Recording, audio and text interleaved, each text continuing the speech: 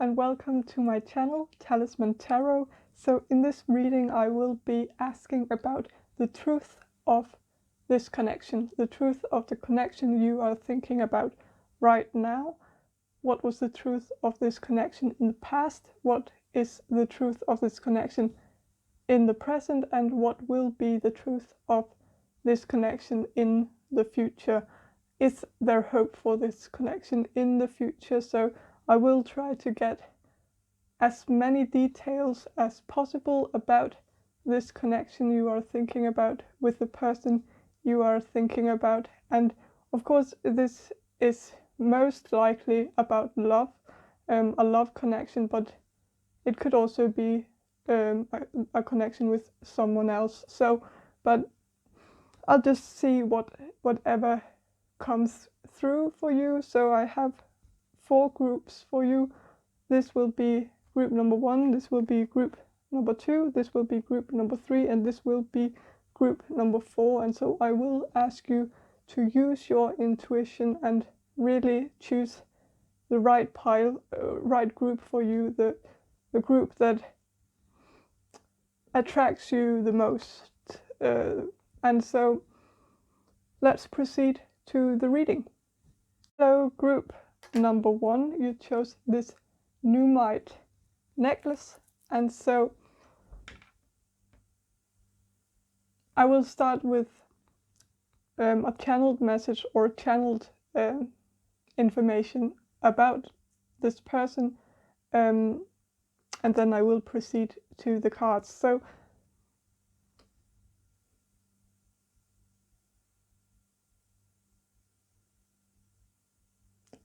I get that this person might be very well dressed, very presentable. They might even wear suits, or if not suits, they might wear pants that look like they are from like a suit, like black pants, like trousers. And I think their pants might be slightly too short. They might run up when they sit down or when they cross their legs, and that. So I think this person might have problems getting pants in their size, which suggests that they might be quite tall. So I think they are taller than you. I see that when you talk to this person, they need to stoop down, like bend their back, sort of to get on the same like level as you, like so that they can hear you. You might also have a bit of a weak voice. You might not have a lot of volume to your voice. You might need to speak really loud in order for this person to hear you. Like, which also suggests that you usually talk to this person when there is loud music playing in the background, which makes me think that you often meet this person at parties or in bars, or like just spaces where there's a lot of noise, really. So this person might also be a musician themselves. So, but I think that is maybe only for a few of you. I think this person is more likely a student of some sort. They can be both, of course, like they could be both a student and a musician. So they might like be a musician like as a part-time job, or like maybe just a hobby besides their studies. But I think they might be a bit idolized in their community, or just in their friend group, like people look up to them, people have respect for this person. This person might be a Leo, maybe an Aries. They could also be like a Taurus or a Capricorn. I don't want to be gender specific, but I get a sense that this person is a bit more on the masculine side, and that could also be like in their natal chart, that there's more masculine signs in the natal chart. Like you can see it if you like Google. Of course, it's very unlikely that you have like the birth date and like the time of birth of this person, but if you have, then you could look it up, and I think they would have like more masculine energies in the natal chart, more masculine signs. But like this could also like be like if this is not a male but a female, this person could also have some masculine features, like she might be taller than the average woman, or her voice could be a bit deeper or huskier than other women. But I get the sense that this is more likely a male, but again, gender doesn't matter, science doesn't matter really, but like we're reading the energies, and that's what's important. I think this person is like quite handsome.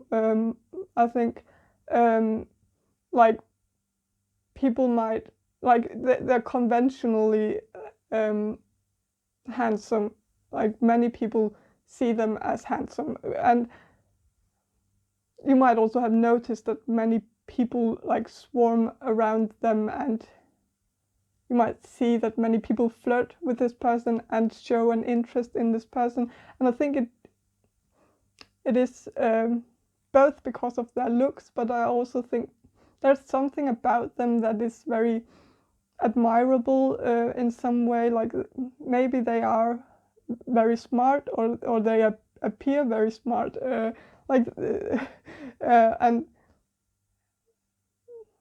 and even if they aren't, like they might be good at faking it, but like people put them up on a pedestal for some reason. I'm not sure if I can actually see the reason why this is, because like I'm not really sure what this person's talents are really, like, but okay.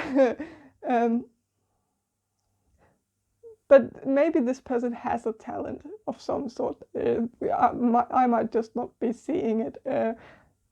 Maybe this person is a musician, and well, this person doesn't really have to be a good musician before like women start to flirt with them because of it, because like or like people like in general start to flirt with them because people like musicians, and especially women. And like I said, they don't even have to be good musicians. They just have to like be able to play a few chords on an instrument, and then, well, so I think people around them are kind of fake towards them.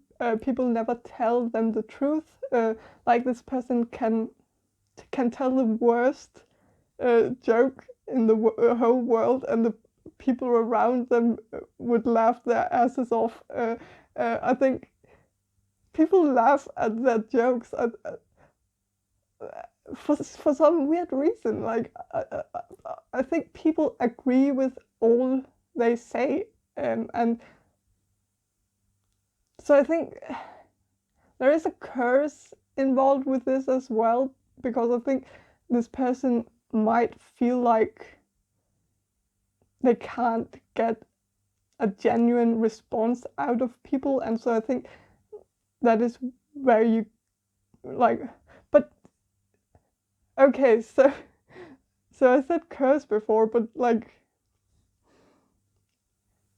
this is only for a very few of you, but like it seems a bit like this person has people spellbound in some weird way. Like there must be something like something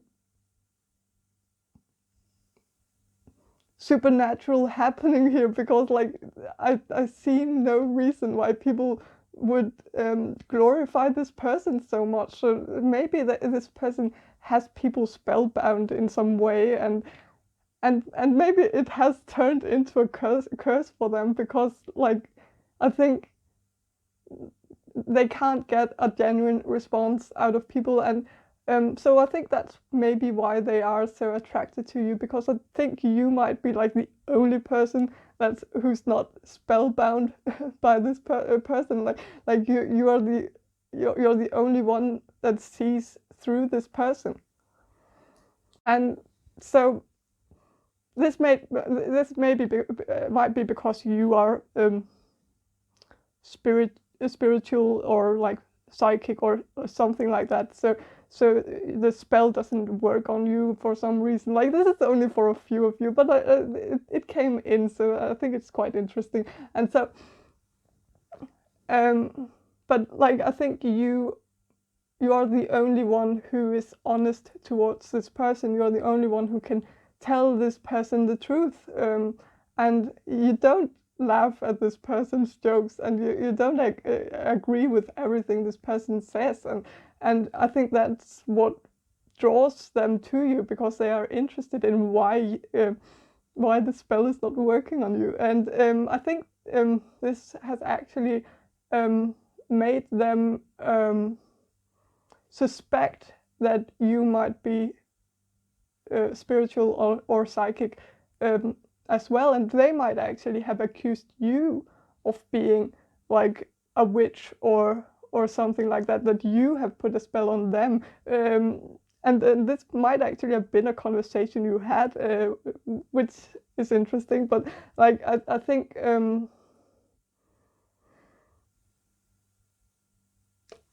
it's but for the others of you where there's no like there's no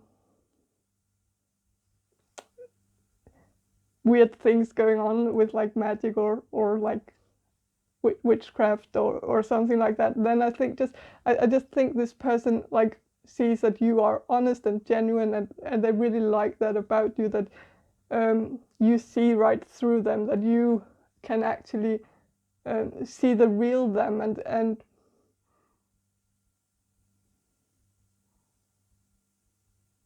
I think they can see you as someone they can trust, and I don't think they can trust a lot of people, because people have a tendency to, like I said, idolize him or them, instead of befriending them, if that makes sense. Like they can't be vulnerable around their friends, because that would ruin the illusion. I think this person has created this facade where they are this serious, respectable, honorable person, almost emperor-like, which also makes me think that they might be an Aries. Like they could also be an Aries or a fire sign in their rising sign, but I think on the inside they are quite childish and immature. They might be very insecure as well on the inside, and I think they've created their own self-esteem and sense of self-worth in this persona that they've made. And so if they lower their guards and let people see the real person underneath the facade, they would lose a big part of their sense of self, and they would feel lost. I think this person might be in a secret identity crisis right now. Something might have happened in their childhood that blocked them from creating a stable identity. They might have moved to a new country. The parents might have gotten a divorce. Something might have happened that just made this person lose their sense of self. And I think that they've tried to create an identity for themselves instead of discovering their own identity. And so I think this person will experience their dark night of the soul quite soon, actually, where they will let go of this identity they've created and start discovering their true identity, the one that has been in them all along, but they've just not been able to see it. And so I think you serve a very important role in this person's life, or you will serve a very important role in their life, because they need someone who can see right through them. Actually, they need a psychic, and so that's maybe also what they see in you, like this person who can actually read their mind, especially since they might not be able to read their mind themselves. So I think they see you as someone who can help them discover their true identity, or maybe this is not something they consciously think about, but I think this is something that is happening within their subconscious mind. I think they are drawn to you because their subconscious mind sees you as a tool to make them discover what is already within themselves. And I think they are really blind towards themselves. They can't see themselves, and therefore they mirror themselves a lot in others. They might seem very social on the outside, like you might see them talk to people all the time, but they actually don't talk to them at all. Like, they are actually not social at all. They are trying to find themselves through others. They are trying to recognize themselves in others to get a better understanding of themselves. And so they need others to get a sense of themselves. They need others to tell them who they are. Because if others are not telling them, then they don't know who they are. And so I think this person has built their identity on the rockiest foundation there is, and that is the public world, which is why they are so skilled at actually creating a public persona for themselves. They are great at becoming a popular figure in a community, but the downside is that when their identity only exists in the eyes of others, then they stop existing as soon as no one has their eyes on them. And so I think they have a really hard time being by themselves, being alone. They have probably had the worst time the last year because the person is lost when they are alone. But maybe they've actually already maybe they've had their dark night of the soul.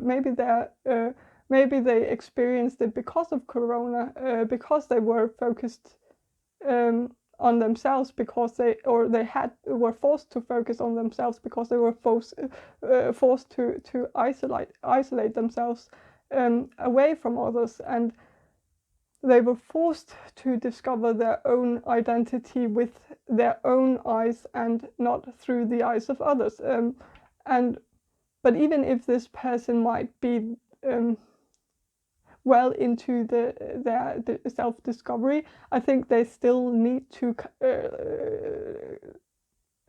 they still need you to kind of finish the job, especially if you attend the same school or the same job as them, or if you are a part of the same community as them, because as soon as they get back to their community, they are in risk of losing the identity they've recently discovered, because they will be around people idolizing them again, and they probably will fear that people won't like their true identity as much as the fake one, and so they will keep the fake one alive just to so that they can please others, or so that they can keep being popular.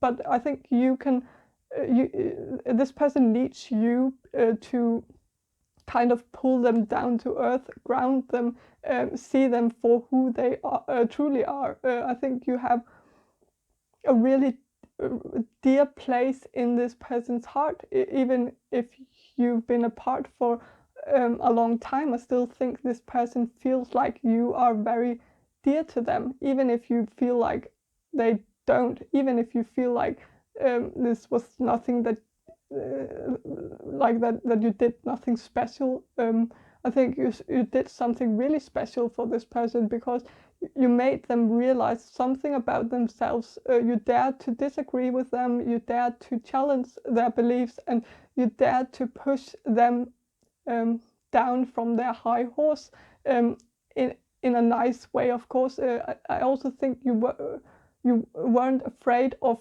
making fun of this person, actually, and I think you might actually experience that when you made fun of them, that they reacted very strangely, like it was like no one had ever made fun of them before. And I think that is somewhat true. I think for some reason this person has been spared from ridicule most of their life, and maybe this person is really, really protected, like spiritually. I don't know what it is, but it's like this person has a shield around them, and like people can't hurt them, and it's weird, and still quite interesting. But I also think, like, if this is not the case, I just think this person might have had a mother who's smothered them a bit. Maybe their mother gave them a lot of self-esteem growing up, because they always praised them for even like the smallest thing they did. But I'm not saying that this person had it easy growing up. I think this person had tough times as well, but I think this might also have been like the average case of like an aggressive or somewhat aggressive father and an overbearing mother. I think they might have experienced abuse from their father, but every time it happened, their mother would spoil them to kind of make up for the father's behavior. But I think this person really I just think this person really likes how you see them, which I need to tell you right away, it seems a bit self-centered. I'm not gonna lie. I'm not completely sure this person is capable yet of actually forming any kind of connection with people, like connection that is not selfish, but I think as soon as they get a stable sense of their true identity, things will change. They will start talking to people, because in the past, like, and it might still be going on in the present, I think they have had a tendency, like I said before, to talk to themselves instead of talking to others. Like, they might have talked to others, but it was only to hear their own voice, to make sense of their own thoughts and to form their own opinions. It was not to listen to the opinions of others and learn something from others or learn something about others. They didn't really have any curiosity for other people, and it's not something you should hold against them, because I think they were this way because they were not they were more curious to learn things about themselves. And if you are curious to learn things about yourself, that means you are blocked from actually entering yourself to find the answers about yourself, and it's a handicap, really. It's like your true self is locked inside this treasure chest within yourself, and everyone has a key to this treasure chest but yourself. Like, you don't have a key yourself, which is actually quite frustrating, because even though this person is a person who really seems to be well established, they really aren't, because within this treasure chest is also their own talents and skills, which means they can't really enter them either. And that would mean that they actually might be, like, for example, really good at writing, but they will never be able to write a book on their own, because they can only write if someone asks them to, like if a teacher asks them to write an assignment, and so they are blocked also from finding success. They might be good at networking, but it will never lead anywhere, because they won't have anything to promote, if you know what I mean. And so I think they see how you might be the missing link. You might be the one who can help them get a key of their own to unlock their own treasure chest within themselves, and to unlock it themselves. And so, sorry, I know I've been talking endlessly about this, but let's see what the cards have to say. So I'll draw some cards on the past, how this what the truth was of this connection in the past. And so the Emperor, 3 of Pentacles, 4 of Pentacles, and Judgment. So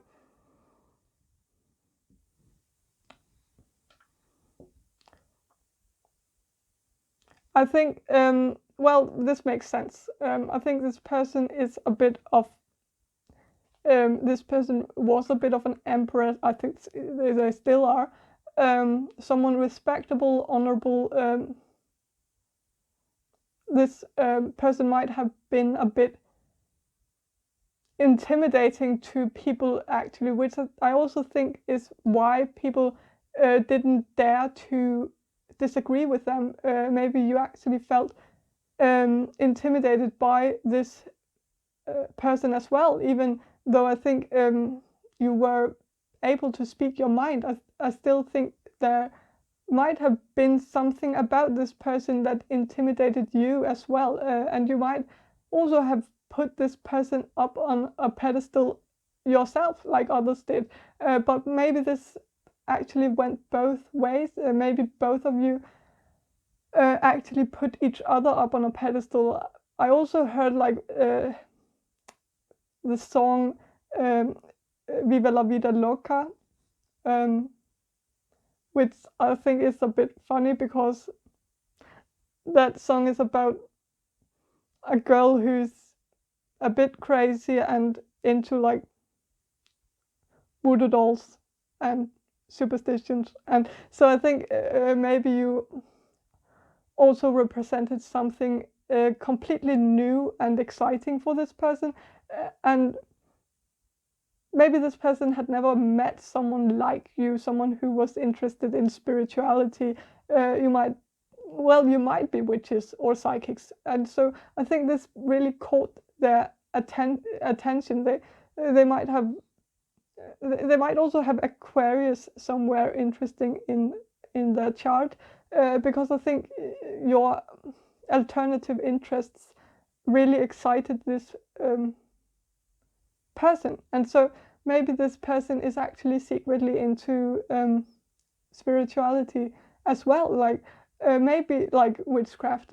Maybe they have put a spell on people. I also heard, like, Aleister Crowley, and so maybe this person has read some of his books, or maybe this person is just interested in the occult or Kabbalah or something like that, and so they really felt like you were the first person they could talk about those kind of things with. And so I think that really excited this person. I also think this person felt like they could talk freely with you because you wouldn't judge them, or like with the judgment card here also, like I felt like they felt like you like they could be themselves around you.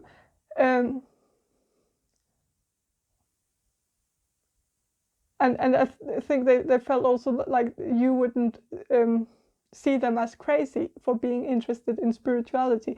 And maybe this person is really afraid of what they say to people, because they are afraid that people will look at them differently. And so, as I said before, how people see them determines who they are. And so if people start seeing them in a bad light, then they will start seeing themselves in a bad light. And so it is important for this person that others see them a certain way, see them in a positive way. But I also think, like the song Viva la Vida Loca, that they see you as this free-spirited person, this person who doesn't care what others think, which is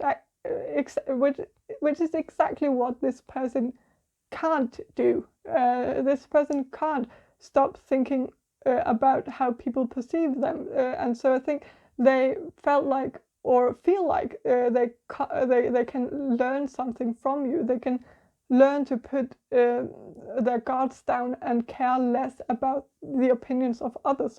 Also in the song, like it goes like, she'll make you live her crazy life, but she'll take away your pain. And I think this is, well, then the bullet to the brain also, but like let's scratch that. But like I think this is how this person sees you. They really want to be a part of your crazy life. Like I think behind this restricted facade they have, like I think this person has a facade where they really seem very serious, but deep down I think this person is a free spirit, like an Aquarius-like person. But this person just needs to come out of them, and I think you can help this person really discover this side of them.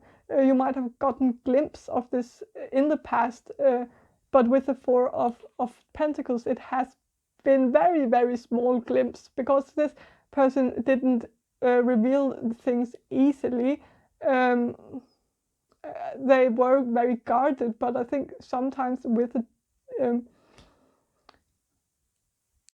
also like with the judgment card here, there is like on the card here, there's like the German word for judgment, and it's Gericht, and Gericht, besides meaning judgment, also means it means a lot of things, but it also means the space between the wall and the door frame. And I know that I will describe now, like I will describe something now that is really bad carpentry, but like if we assume that the door with the frame has been placed in a hole in the wall, like where the door with the frame is supposed to go, let's assume that, then like let's assume that the hole that's been made in the wall is a bit too big for the door, and so even when the door is closed, like when you put the door with the door frame into the hole, like it has like the hole was just a bit too big, so like even when the door is closed, there might shine a bit light through in like around the door frame. It makes no sense. I know this is a ridiculous way of analyzing this card, but well, if the message comes out, I don't really care if it's ridiculous. But because I feel like this person is a case of like bad carpentry. It makes sense that when they installed the door that were supposed to keep people out, like and keep people from seeing their true identity, that they would accidentally make a too wide hole for the door frame so that some of their true self would still shine through. And I think they try to like patch it up really quickly, but I still think it sometimes manages to like shine through, and I think you catch a glimpse when the carpentry is bad, and like maybe this person is also like just like the opposite of a handyman. Like this person, like if you get in like a relationship with this person, you will probably realize that this person can't really do anything around the house, like any handy work, like carpentry. Like this is not this person's strong suit, but also like, well, let's keep to the symbolic meaning though. But like I think the true self, that true identity does come out sometimes, and I think it's when they are drunk, for example. They might reveal that more emotional side of them when they are drunk, but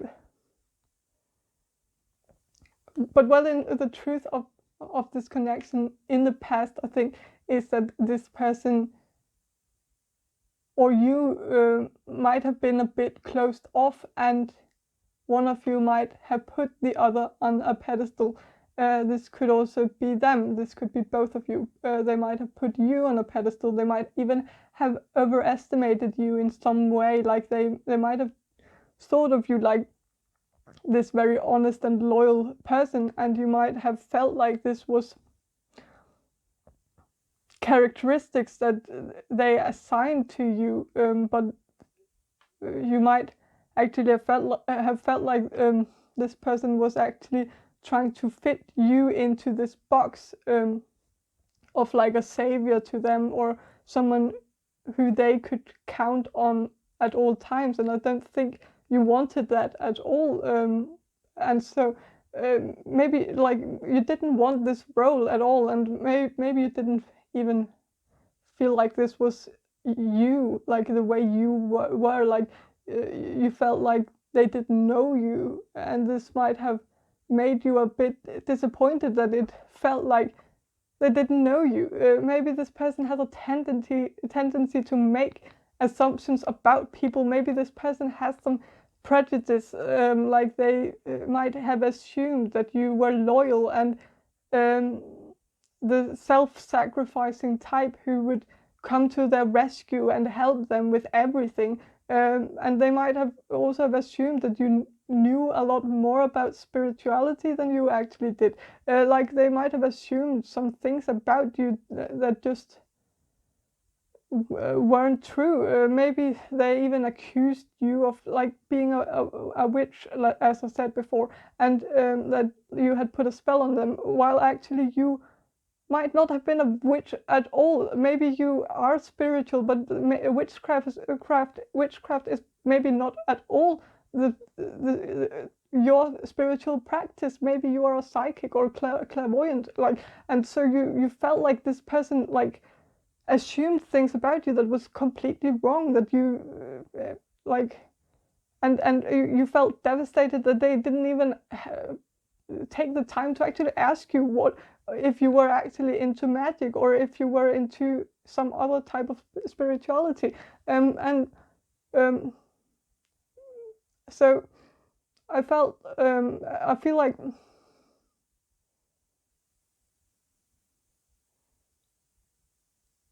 like you might have felt like this person just really didn't ask you about anything, that they didn't seem like they wanted to get to know you, that they only talked about you or on your behalf, but they never talked directly to you or with you. Like, but nevertheless, I think you really help this person transform, and they might have helped you transform as well in a way with the judgment card here. I think something you said to them really made them realize something about themselves, and you might have but this could also have been both ways. This person might also have said something to you that made you transform. But like I see that maybe you also said something to this person that hurt them in the past, and I think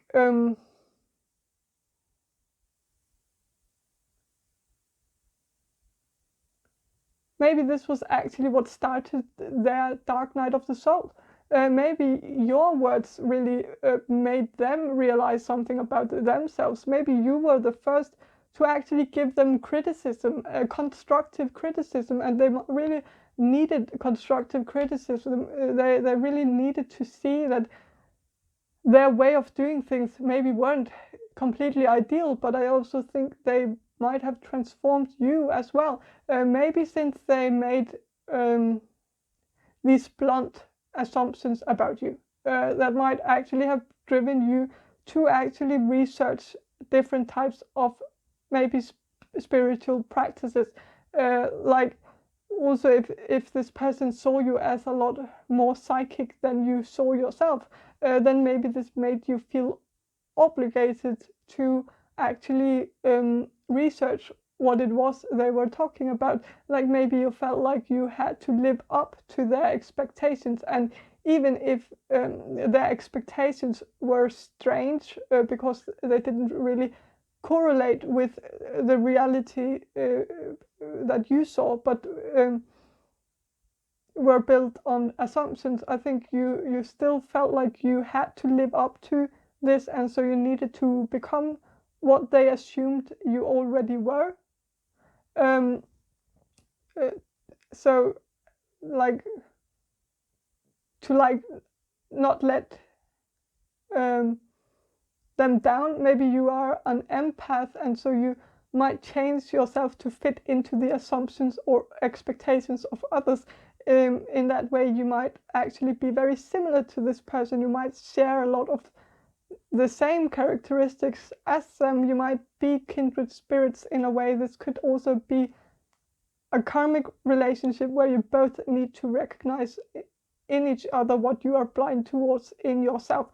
But like I think you felt a pressure to live up to their expectations of you, and I think this actually did you good, because that made you really research spirituality and discover your own spiritual gifts. And maybe the assumptions they made were actually true, but you couldn't see it at the time because you were blind to your own gifts. And so this person actually helped you realize your gifts. And so maybe this person is psychic as well. Maybe they knew more about you than you did. So this could also have been because they really wanted you to be a psychic, that they were in a dire need of a psychic because of course, like I said before, a psychic can read your mind. And so I think this person really wanted someone to read their mind. They wanted someone to recognize them for them. And maybe they didn't have that growing up. So let's draw some cards on how this relationship is in the present. And so the Hermit, 8 of Swords, 4 of Cups, and the Lovers. Okay, so with the Hermit here, this makes complete sense. I think you're both in hermit mode right now. You are both isolated. You are both on a spiritual journey to self-discovery. You are both trying to find the truth within yourself. And with the Eight of Swords here, maybe you haven't seen each other for a while. Maybe you are both wondering about each other, but I don't think any of you are reaching out to each other, and I think that is because of anxiety with the Eight of Swords here. I think you are both afraid of pursuing this connection. You feel blocked from actually contacting each other. I think you are both fearing rejection. I think you are fearing the worst, like with the card here, like you can see how there is like a great threat dawning upon these townspeople here, like this really, really great big threat, and they are really, really afraid and freaking out and panicking over this great threat that is coming in. And like if you look closer, it's just wasps, like, or bees, like, and so it's actually not a threat at all. Like, it looks a lot more deadly than it is, and it's not even deadly at all. And like, and you can tell that with all the red in the background that people are freaking out and causing havoc in the streets. Something even like seems like it seems like there's like fires in the streets, and but really the big enemy they are all freaking out about is just a bunch of wasps. So I think this is very fitting. Like, I think you are made like you've made it into a bigger deal than like in your head than it has to be. I think you both have fear coming forward, like because for some reason you think there is something to fear, but there really isn't. It's just wasps, guys. So okay, there is pregnancy in both these cards. So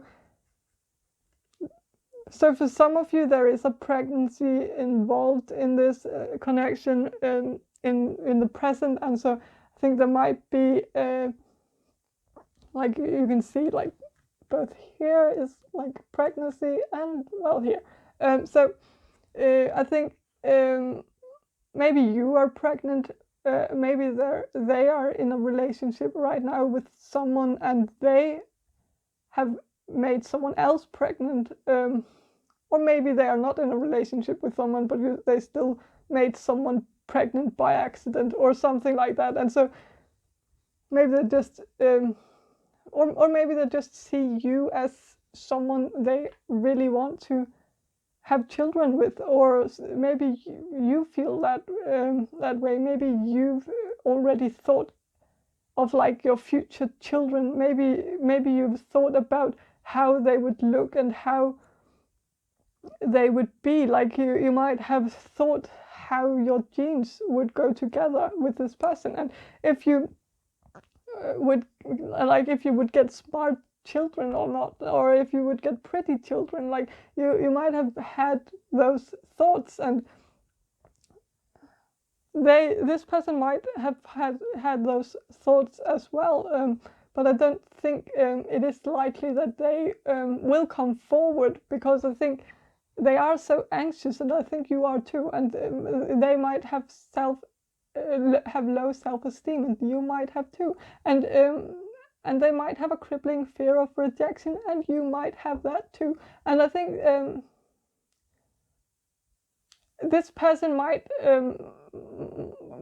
rather bet on the other girls that show them interest, or because with them, like if someone shows them interest, then I think they will accept that like love offer, because with them they are like sure they will say yes, like they're sure they won't get rejected by these women who makes a move on them, but with you they are just not sure. I think they have you in the back of their mind all the time. They see you as their soulmate. With the lovers here, like I think this person really sees you as their soulmate. They feel a connection with you, where they feel like it's almost spiritual, like it's almost spiritually bound, like you have a bond with this, like this person feels like they have a bond with you. And I think that might be why they thought you put a spell on them, because they feel this weird spiritual bond or spiritual attraction, or like spiritual like pull towards you, where you are tied together in some way. They feel like you have, like even when you're not physically with them, like they feel like you might be trespassing inside their brain all the time, and they feel like they can sense you and feel you all the time. And I think if this person is in a relationship, this might actually be ruining the relationship right now, because they can't get you out of their mind. If this person is in a relationship, I don't think this person is in love with the person they are in a relationship with.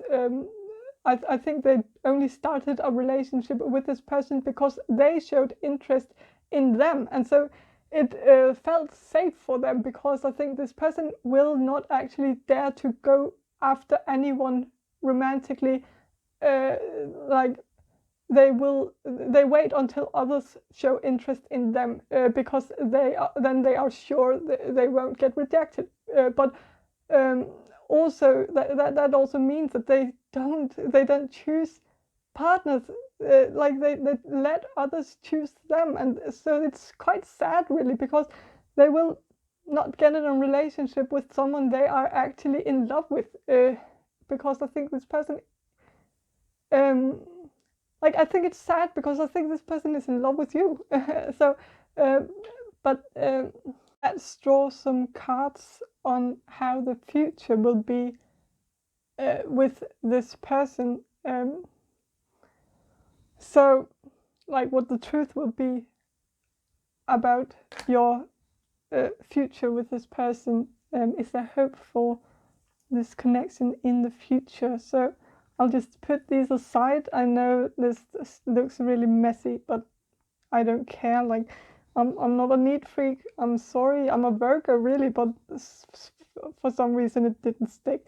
But like, so the Fool, 7 of Wands, 10 of Wands, the Devil, Ace of Pentacles, and so the 5 of Cups. So okay, so in the future, I think, like with the Devil, with the Fool here, I think there will be a possibility for a new beginning with this person. I think, which I think is, well, awesome for the ones of you who really want that to happen. But also, if this is not a romantic beginning, like I think this could also be like if you had a falling out period with this person. I think you will resolve some of your issues, and you will be able to start afresh with this person in the future. But I also think, like, I think that one of you will take a chance and take a leap of faith, and I think that it will be the start of an amazing new adventure between you two. But with the 7 of Wands and the 10 of Wands, I think you will realize that there is a lot to deal with in this connection. You will have some work to do because this person has a lot of issues that need to be dealt with, really. I think this person is really guarded. I think they will become very defensive at first, like if something happened that made you two cut contact before, then I think this person will maybe be a bit defensive about it. They might not be ready to see right away what they did wrong in this connection. And also, like in this card here, this person will see a lot of enemies all over. Like they will see lions coming from in the dark. Like they will be a bit. They might.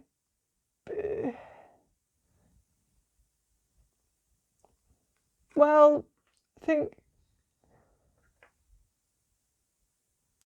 Well, I think with the Ten of Wands, you in this picture, like you need to be prepared for one thing. You see in how in this picture this person is on fire, but I always read it as a fire this person has lightened up themselves, and so I think this person will try to sabotage this relationship a lot in the beginning. They will do a lot of stupid things to kind of test your loyalty, and they might actually have already done that. They might have been a prick towards you. They might have acted like you didn't care, like they didn't care about you. They might even have ignored you and even blocked you on social media, and they might continue that kind of behavior in the future as well. They might do a lot of stupid things to scare you away, because that is the only way they can be sure that they can fully open up to you.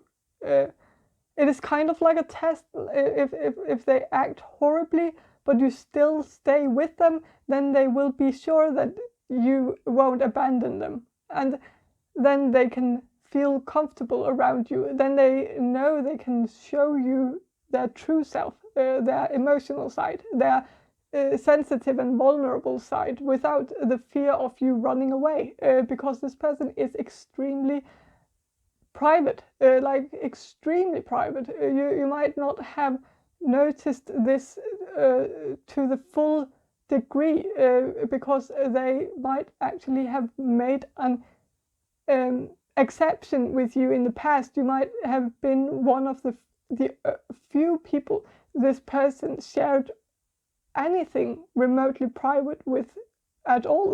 But I think this person keeps almost everything to themselves, and that is because they are afraid that they tell all their secrets to someone and then they abandon them. Like maybe it's actually not about the abandonment at all. The abandonment might not be an issue for this person. It is the fact that they know, they know, people know things about them now. Like they don't like the idea of people walking around knowing things about them, and when people abandon them, they are not in control over the information. And this is the Emperor, so this person likes to be in control. I think they will not be able to know if the secrets are being kept, and so this is maybe also why this person might hold a grudge against you right now, because I think they might feel like you know too much about them, and if you abandon them in the past, this was a really great big betrayal for them, because they did. They might actually freak out over this. They might even have sleepless nights over this. But I think this will be resolved. But I think if you actually cut contact with this person in the past, I think there will be a lot more of this testing in the future, because then they will have to be 100% sure that you won't abandon them again. And so they will start doing stupid things again to test you. Act like a dick, ignore your calls, flirt with others, act like they don't care about you, etc., etc. And if you pass the test, I think there is a possibility for like the Ace of Pentacles here, like a union with a lot of loyalty, and where you can actually trust each other 100%. So there's an opportunity for like, even for like, this could also be a financial opportunity. Like this could end up being quite favorable for you financially. I think because I think together you, like, this might also be a financial opportunity for both of you, because I think together you will unlock each other's skills and talents and help each other create something fruitful together. But I also know it is a lot of work here with the 10 of Wands, and you will need to ask yourself if it's worth it. And so also with the Devil here, like, you need to ask yourself if you actually want to put up with them testing you all the time and trying to like cave you by scaring you away, if that makes sense. It is also like the actual devil figure. You know that the devil was actually created by the Catholic Church to scare people into becoming members of the church and paying money to the church. And so the Catholic Church created a sort of poison and fed it to the people, and then sold them the antidote. And this was quite brilliant actually, but it's horrible, extremely horrible. But of course the poison is the devil and the concept of hell. And if you read the Bible, there is no, like, you will not read anything about hell or the devil only in Revelations, and that's the only book in the Bible that describes hell. And no one wanted Revelations to be a part of the Bible, but they were forced to. They were forced to include it, and that is because at the end of the book Revelations, the author wrote a threat. They wrote that if the book was not included in the Bible, then the people responsible for excluding it would go to hell. And so no one dared to exclude it. And so, like, you have to keep that in mind. Like, it says, like, it's black and white in the Bible. So well, so the Catholic Church then used and abused this devil character and hell, this illusion of hell, to scare people into joining their church. But like the Catholic Church didn't stop there, and like then Luther comes in like a lot later. But like it's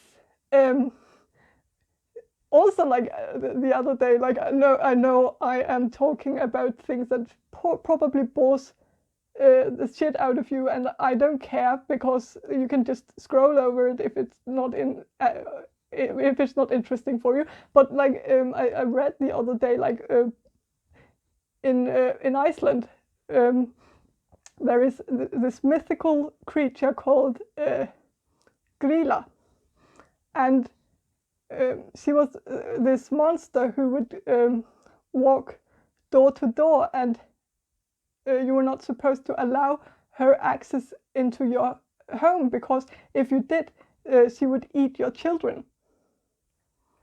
And so this mythical creature was actually created by, guess what? the church, the priests, of course, duh.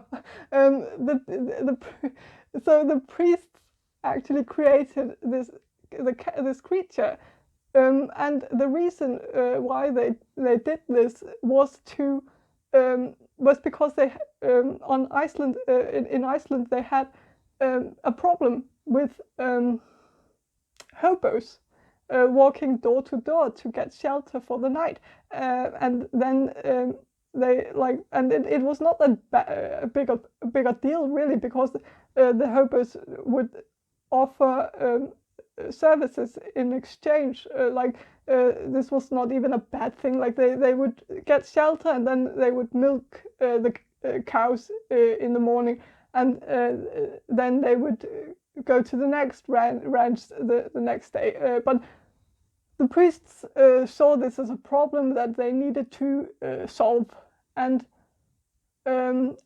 as the church and the priests were really good at these scare tactics, so the Icelandic people were a bit gullible. I can say that because I'm Icelandic myself. So when they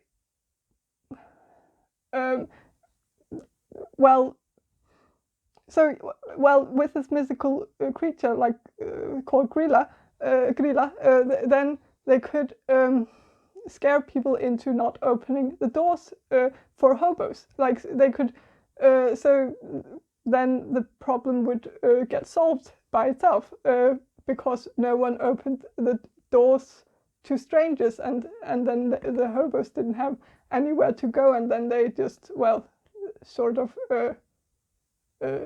got extinct. Or so, or like disappeared, we can just say it, they died. Not a very humane thing that priests did back then, but my point is that the Catholic Church has tried to, for many years, to scare people into behaving as they want them to,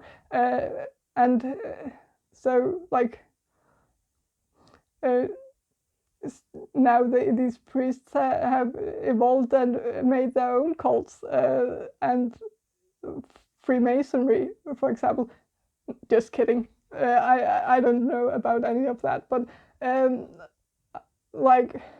I think you should scratch that. Sorry. I think you should be aware of how this person is scaring you into joining their cause, if you get what I mean, which I think is what they will be doing in the future. They will be trying to scare you away so that they are sure that they have a life partner for life. But if you get tired of it, then just tell them that you are tired of it, or just leave. You shouldn't let them try to scare you away.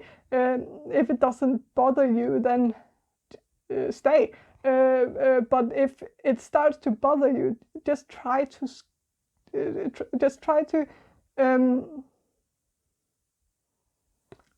if it bothers you, just leave. Because I think with the 5 of Cups here, there is a possibility that this will be too much of a burden, a handful, that there will be too many negative experiences with this person, and it will not outweigh the positive ones, or it will outweigh the positive ones. I mean, you will end up maybe even a bit tired of them. You'll grow a bit bored, this person, this woman here, she's kind of bored by the whole situation, and I think you will be, you might be too, because maybe this is exciting now, but I think it will turn old with time, and I think you will maybe become quite disappointed if you start a relationship with this person, because maybe they will not really live up to your expectations. A sense that you have known each other for quite a while, and maybe you have both had a crush on each other for quite a while, but maybe maybe the whole thing will actually be ruined as soon as you actually go steady together, because you have had so much time to fantasize about each other that it is inevitable to not get a bit disappointed when you find out that they might not be that interesting after all, and maybe you are not. Maybe you're more in love with the idea of love, or the idea of them. Or maybe you are in love with being in love. Or maybe you just both love the chase, but as soon as you actually capture each other, you will feel a bit meh. Like it might start. Like it might stop being exciting. I think there is a real possibility that it will be you who end up being quite bored with this person, and I also think you might actually be in risk of actually falling in love with someone else while actually being in a relationship with this person. And so maybe this next person will actually be your soulmate, but I'm not sure this person is your soulmate. I think this person sees you as their soulmate, but I don't think you see this person as your soulmate. And I think this is more of a karmic relationship, where I think it will be it would be advisable to pursue this relationship, because I think it will teach you a lot of valuable lessons about yourself, and I think it will be a good stepping stone, especially career-wise, with the Ace of Pentacles here. But I think you will move to another relationship after this and find someone much more suited for you, someone with a lot less issues. So that's what I see for you, group number one. I'm really impressed if you are still watching, because damn, this has been a long reading. I know, like I've never made a reading this long, so I hope I haven't bored you half to death. But well, if this reading resonated with you, please comment down below and subscribe to my channel and like this reading, and I hope to see you in my next reading. Bye. So group number two. So you chose this citrine bracelet, and so I'll start with a channeled message, and then I will proceed to the cards. I think I'll just start right away. So my first thought about this relationship is that it's a karmic relationship. I think this is someone from your past, an ex. I think this person wronged you. I think this person was a selfish prick. They were immature and irresponsible. I think this person overstepped your boundaries, and for some of you, this person actually might have raped you. And so for those of you, you might actually be asking about another connection right now, but it's not coming in because this person is blocking me from actually seeing the other connection you are actually asking about, which is quite annoying, really. So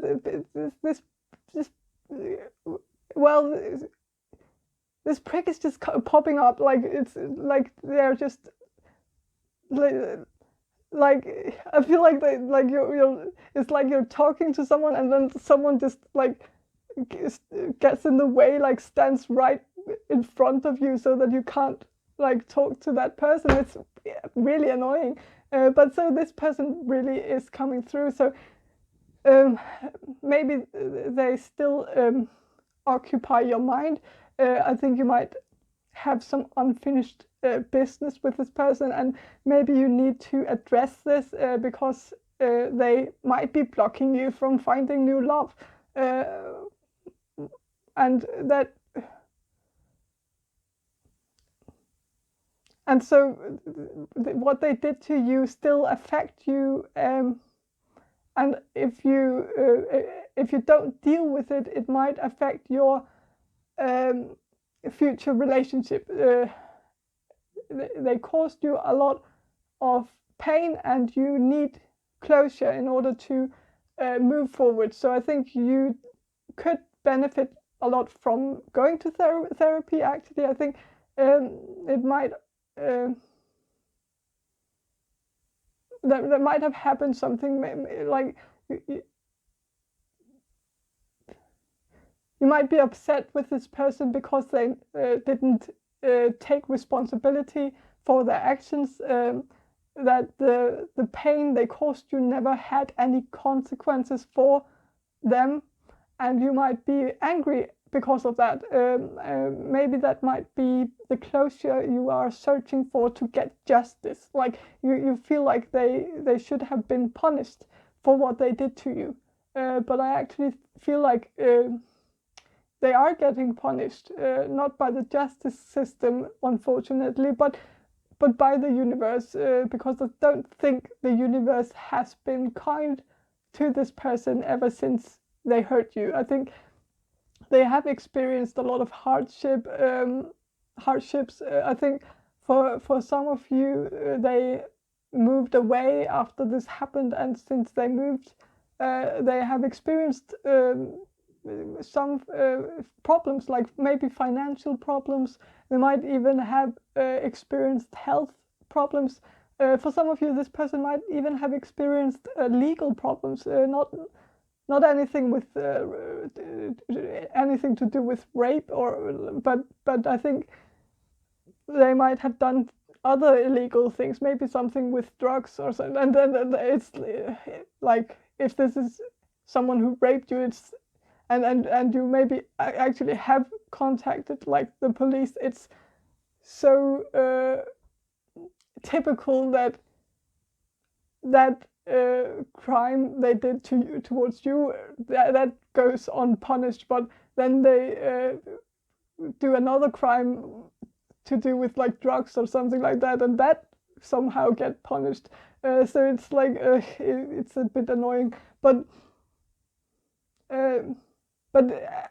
nevertheless, this person, it seems that this person is getting punished in one way or the other. So I think this you might not see how they are getting punished, because I think this person might make sure to keep it hidden from the world. Like they might post pictures on social media of them smiling and having a good time, but I think this is an illusion. Really, their life is far from okay. Of course, I know you are, of course, paying the biggest price for this prick's action. So, but it's still unfair. But like, but let's focus on you, because I think you have a lot of healing to do after this, and you should also remember that this will take time. You won't heal overnight. But I also sense that for some of you, actually something good came out of this, or not good, but I think this might have pushed you into your dark night of the soul, and I think you learned a lot about yourself in this period. I also think this changed your perspective when it comes to love. Maybe before this happened, you were attracted to this type, this bad boy or bad girl type. You might have been on the lookout for someone who seemed quite dysfunctional and destructive, like the dark and mysterious type, the type who seems to have a lot of issues, but like the type who might drink or do drugs, like also like an outlaw, the tough type who you suspect is for some reason that you suspect is like soft on the inside. But I think your taste in men or women completely changed after this incident. I think you have completely been cured from that attraction. I think when you see those types, you kind of gag over them, or like you might even like cringe over them. Like if you watch a movie and that type comes up, you feel like nothing. Like before you might have really fallen for those types. Like you might have watched like Peaky Blinders or Sons of Anarchy, or shows like that, and then that like tough type who are like in those shows might have really turned you on, and they turn many people on. That's why those shows are so popular, especially for women, because, well, it's the thing. But now you kind of feel, when you see those types, I think you feel kind of sorry for them. Like they need to grow the fuck up and take some responsibility for their actions. Like, and so I don't think you have like. I don't think you are attracted to that type anymore, and I think you are more attracted to the nice and responsible type now, and I think that's a great thing. Like the people who you know will treat you with respect, and I think you are starting to see the charm in the kind and stable people, and I think the lack of excitement is actually starting to like excite you, and like, if that makes sense. So I think I also think like this weird thought came to my mind. Like I just thought about how when a male or a female has like sex with the opposite sex, and then afterwards realizes that they are not attracted to the opposite sex, they are like that they are actually attracted to the same sex instead. Then people tend to make fun of the person who they had sex with and tell them that they turned them gay, that they were so bad that they became homosexual afterwards, that they shifted teams. Like, and I think this could also have happened to you. Like maybe you were heterosexual, but after this incident that you were homosexual. So for the ones of you who were raped by this person, I think it is important to take into account that this might be a reaction to the rape. I have experienced something similar myself, and I think I talked to a therapist about it, and she told me that it was actually quite common that people who experience rape become attracted to the same sex afterwards, like the opposite sex than they were actually attracted to before, because that's like a natural response, because the opposite sex have hurt them, and their bodies remember the pain, and so they try to avoid the pain, and so they create an attraction to the opposite, like opposite sex than they were, so the same sex, like the opposite of the sex they were attracted to before, like the opposite of the sex that hurt them. If you understand what I mean. Like, I'm also seeing that some of you were homosexual before the rape. Maybe you tried to be with the opposite sex, but you just weren't turned on by them, and you told this person that you were not in the mood or not ready to, and then they forced themselves on you, and this might even have been worse because you were not turned on and, well, not lubricated. Sorry for being graphic. I hope I'm not triggering anyone. And so for others of you, I think this could have happened at a party. You might have gotten very drunk and someone took advantage of you. Maybe you never actually knew who raped you, and the person never made themselves known.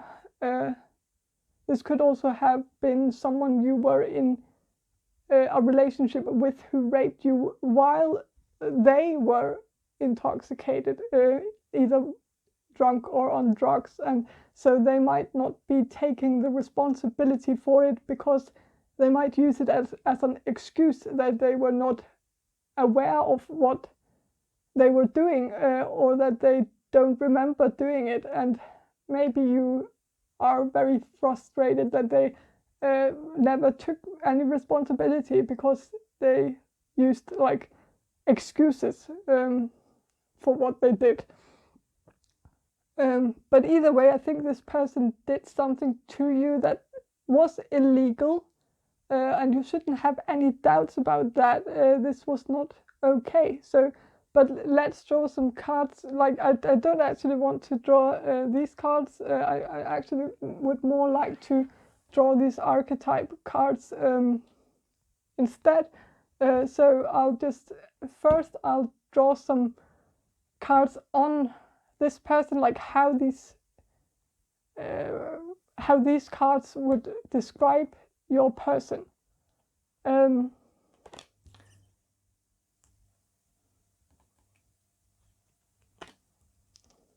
So that makes sense. So Don Juan, is that how you pronounce it? Don Juan?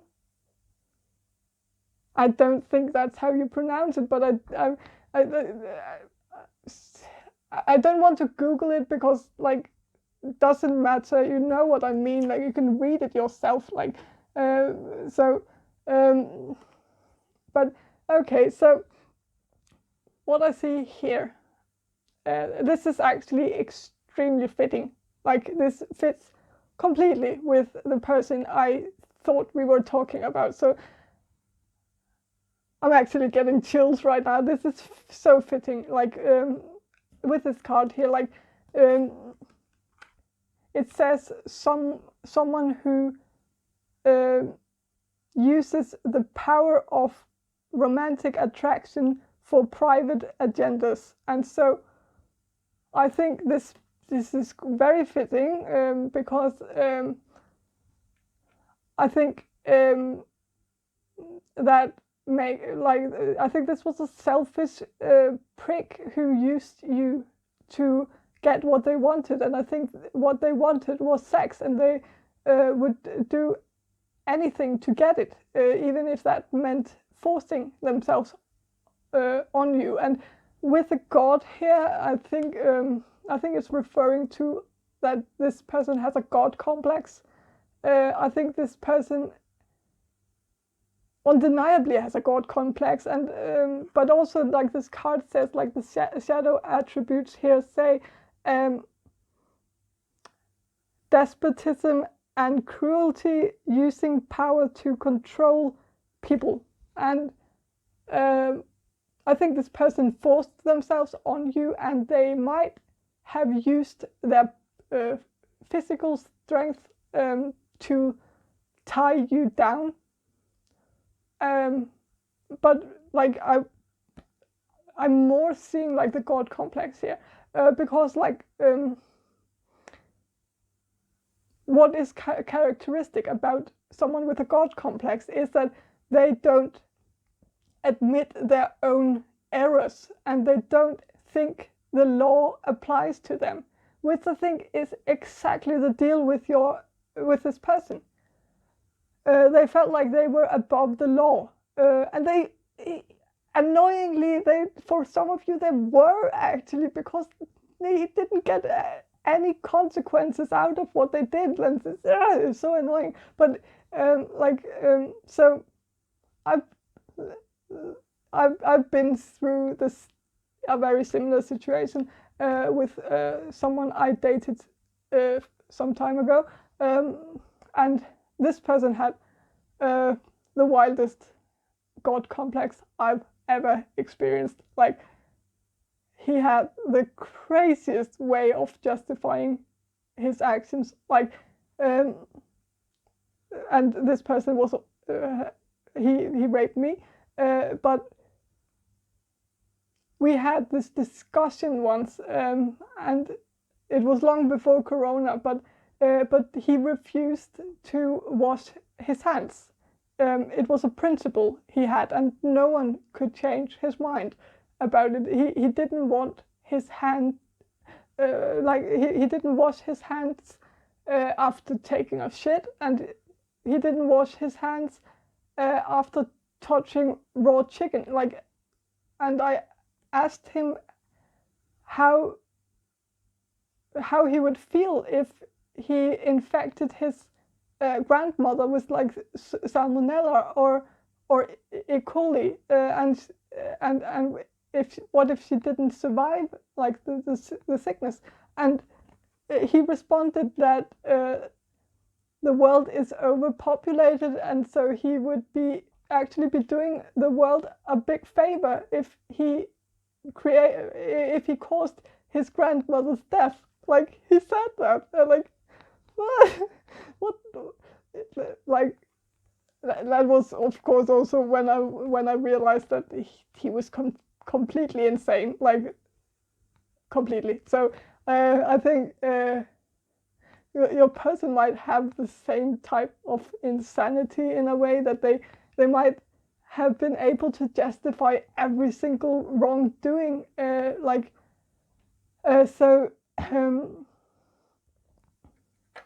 but let's draw some cards. First, a card on how this relationship, or what was the truth of this connection in the past. So,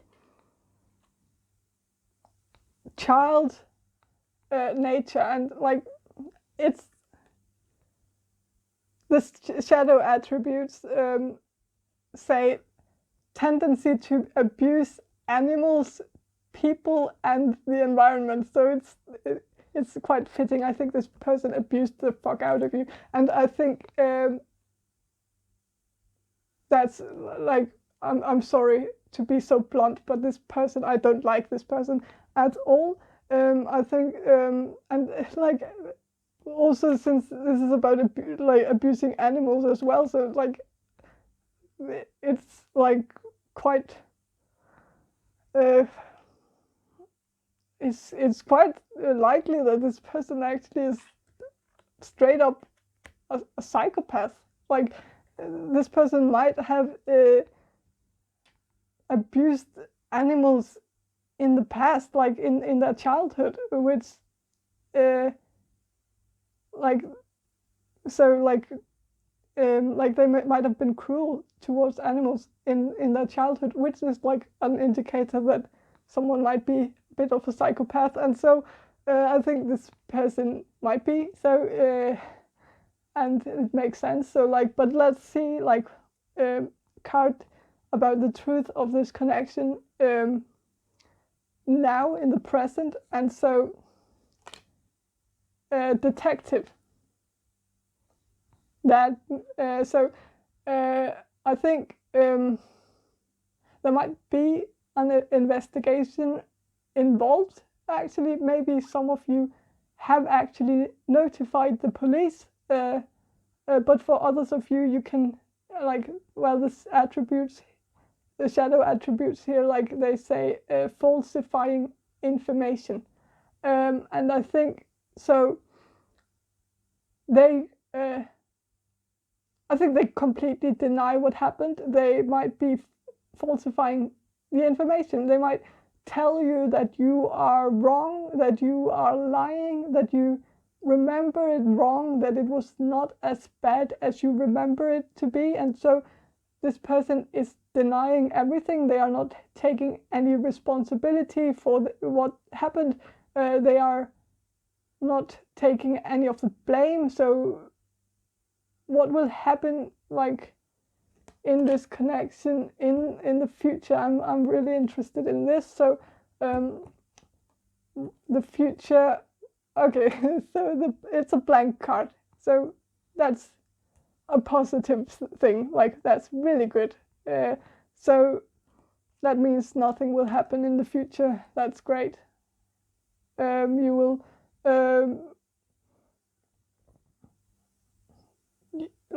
thank God, really, because you will very likely never see this person again, and I think that is good.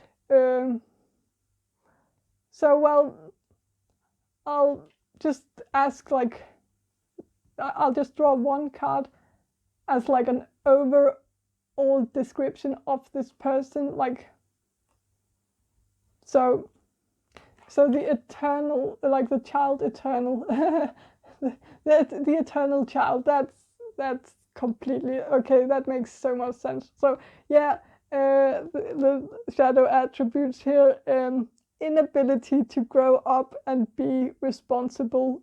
So yeah, there you have it. Like, this person is completely unable to grow up and be responsible. This is exactly the vibe I was getting from this person. I think this is an immature, selfish prick.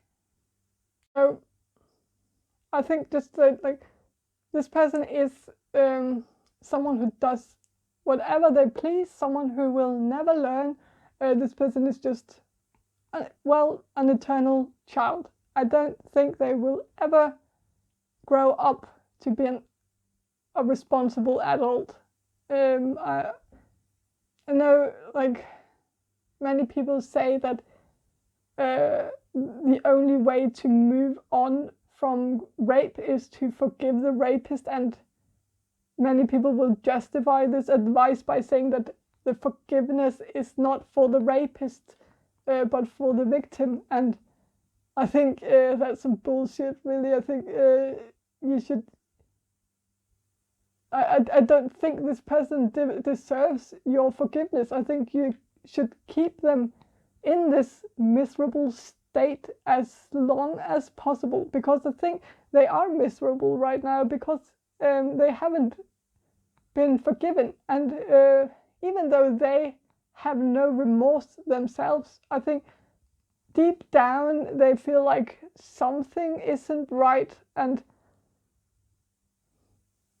it is, I think it's something they are completely unaware of themselves, but I think their subconscious mind will try to sabotage everything they do until their conscious mind realizes what they've done and apologizes for it. And so I think you should allow them to realize that on their own. But if this person should apologize one day, don't accept it until they take full responsibility for what they did. If they can admit to their mistakes, then maybe you can accept the apology and move on. But also remember that they are only apologizing to make themselves feel better. And so even if they admit their mistakes, don't forgive them.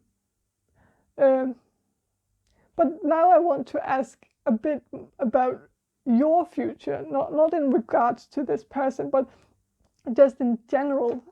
And so, because this reading should be about you, really. You shouldn't be asking about this person. You should be asking about you, because you are the important person here. Like, they're not this person. You need to focus on yourself. And so I will focus on you for you and ask about you and your future. How will all this turn out for you? So, destroyer,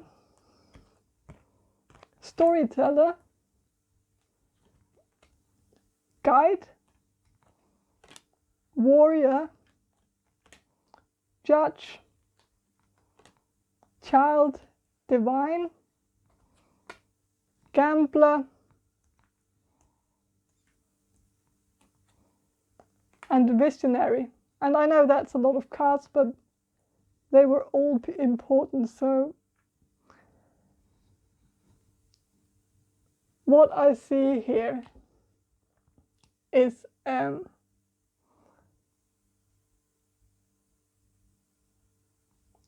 that with the destroyer here,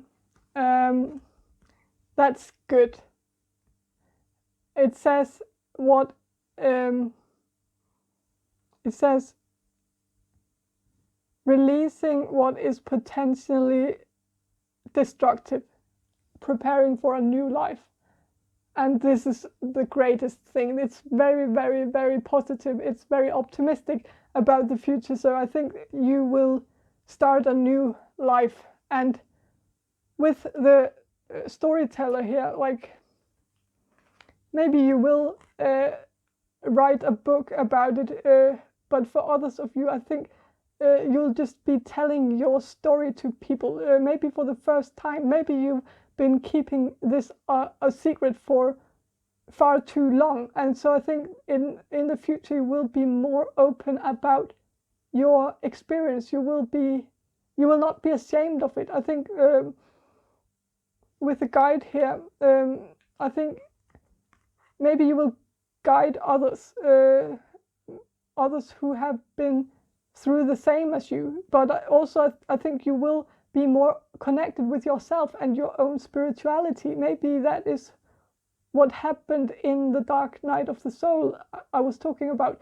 Maybe you still are still experiencing it right now, but and will be experiencing it in the future. But I think this will really make you more connected to the divine and yourself. You might even have discovered some of your psychic gifts because of this, or you will discover them in the future. I think, and also with a warrior here, you will be a warrior and you will be seen as a warrior. I think people will admire your courage and your strength in all of this, and you will become stronger in the future, even stronger than you were before this incident happened. You have learned something very valuable, and I know this might trigger some people. I am sorry, because I know what I'm going to say here is going to be controversial, but well, I said in the beginning of this reading that I had a feeling that this was a karmic relationship, and I stand by that claim. I think you were supposed to experience this because this experience has advanced you, it has developed you, it has given you clarity, and it has helped you reconnect with yourself. And one of the ways we can tell if something is divinely guided is to look at what attracts us and really analyze why we are attracted to the things we are attracted to. I think some of you were attracted to this destroyer because subconsciously, like this destroyer here, subconsciously, you knew that something within you needed to be destroyed so that you could rebuild it on a much more solid foundation, so that you could rebuild it better. We all have a tendency to end up in the same loop where we can't really move forward because we have created this pattern that we just keep repeating. And sometimes it is because, like, this destroyer in this deck here is the tower in the tarot. And so with the tower, like, when we have built our tower, like our personality, our identity, and just our whole life in general, when we have built this on a very rocky foundation, like in the tower, it is built like in the tower card, like I could try to find it, but like it might take some time to find it, and like, but I'll just describe it. It's built on a rock, or sometimes I look at it as an iceberg, and the tower is built on it, and I like to picture the tower as wobbly. I can see if like like it's moving from side to side, and every time it tips to the one side, the people inside the tower runs over to the other side, and then it tips to the other side, then the people in the tower run to the other side, and then it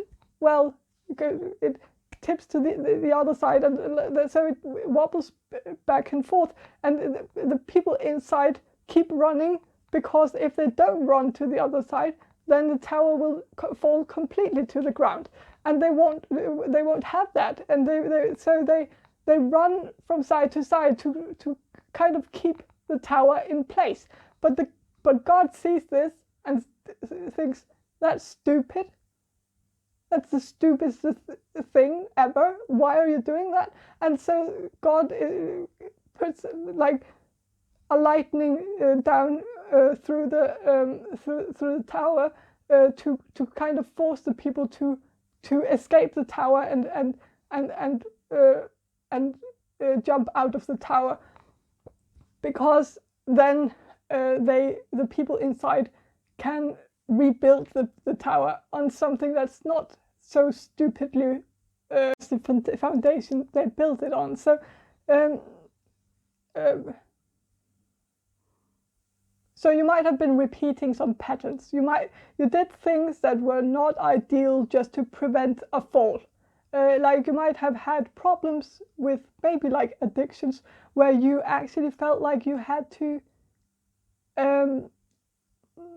take something to get by, to like alcohol, drugs, food, shopping, something like you might have felt like you needed to preoccupy your mind with something, because if you didn't, you would fall to the ground and like fall into a deep depression. And so I think you were attracted to this type of person because you subconsciously wanted someone to break you so that you could put yourself together again, and so that you could fix yourself. Like you needed to lose your mind so that you could gain peace of mind, and that is what the tower does. Before the lightning struck into the tower was not a secure place to be. You were always running to survive because you believed it was more secure than falling. But now when you rebuild the tower, you can rebuild it stable so that it won't like wobble from side to side, so that you can actually relax inside the tower and not run, and just have peace and quiet and calmness. And I think so for the ones of you where this is a legal case, there might be a possibility that in the future this person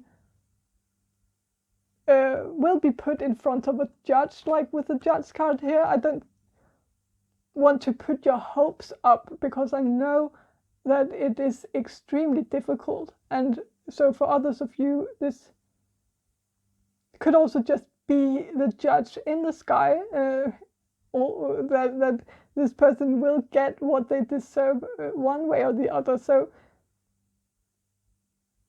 and with the child divine here,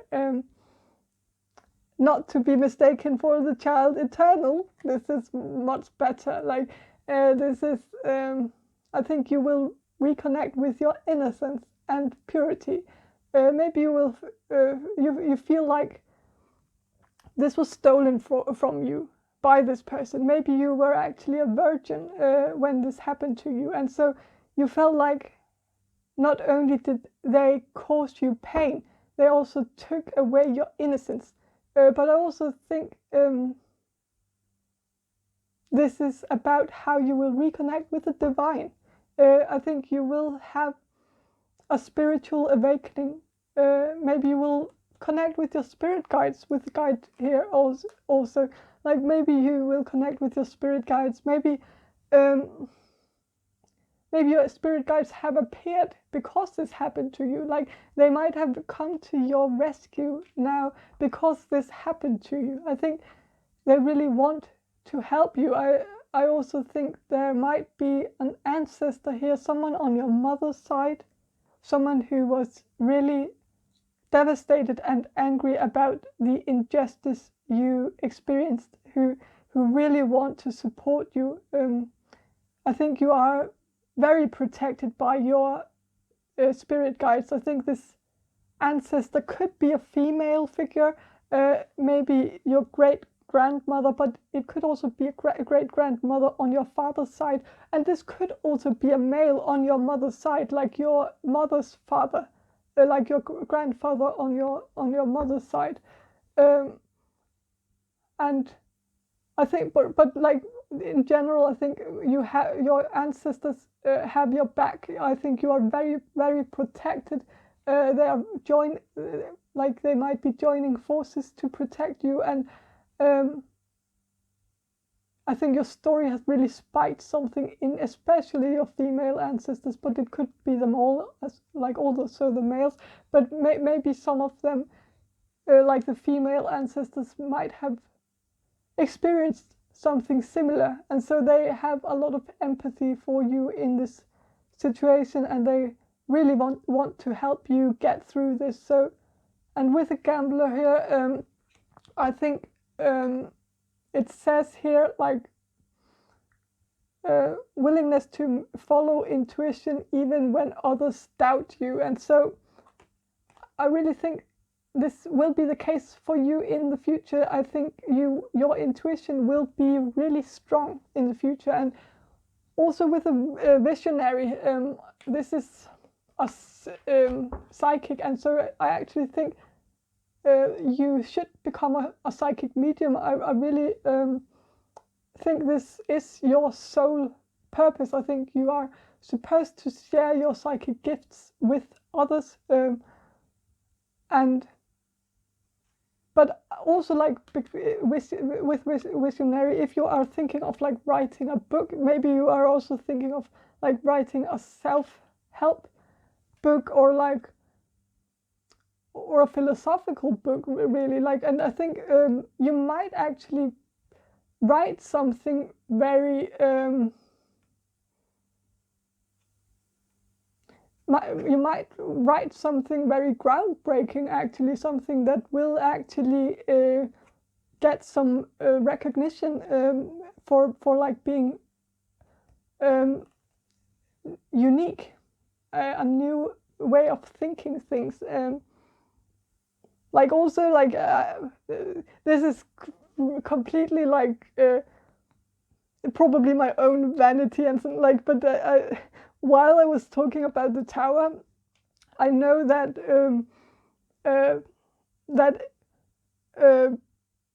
interpretation of the tower is quite unique, and so if you are a tarot reader yourself and you actually want to use some of my interpretations, you should feel free to. There's and so if you want to write a tarot book where you will use one of my interpretations, I will just be flattered, really. So you shouldn't like. That was just something I thought of. Like, I don't know if that makes any sense of you, for any of you, but so like I will be. I am actually working on making a website. I know this. I'm not trying to advertise anything. I just felt like I wanted to share this with you. Like I'm actually making a website where I will be writing all my interpretations of the cards down. I have a domain and everything, so I'm quite. It will launch quite soon, actually, and I will be flattered if you will actually stop by my website and get some inspiration from my interpretations. So that was just something I felt like feel free to be inspired. Like, I am here to inspire, and if I inspire people, this would be like this would be so amazing for me. Like, so that's just something I thought of. Sorry, but I know I didn't use the tarot in this reading like the rider Waite as I wanted to, but I just felt drawn to use these cards as well, and I think that was a wise thing to do, because I think this gave a much better message in this reading. So I hope you enjoyed this reading, and if you did, please subscribe to my channel, and I hope to see you in my next reading. Bye. So group number 3. So you chose this bracelet. I don't remember what the stone is called now. It's from Norway, and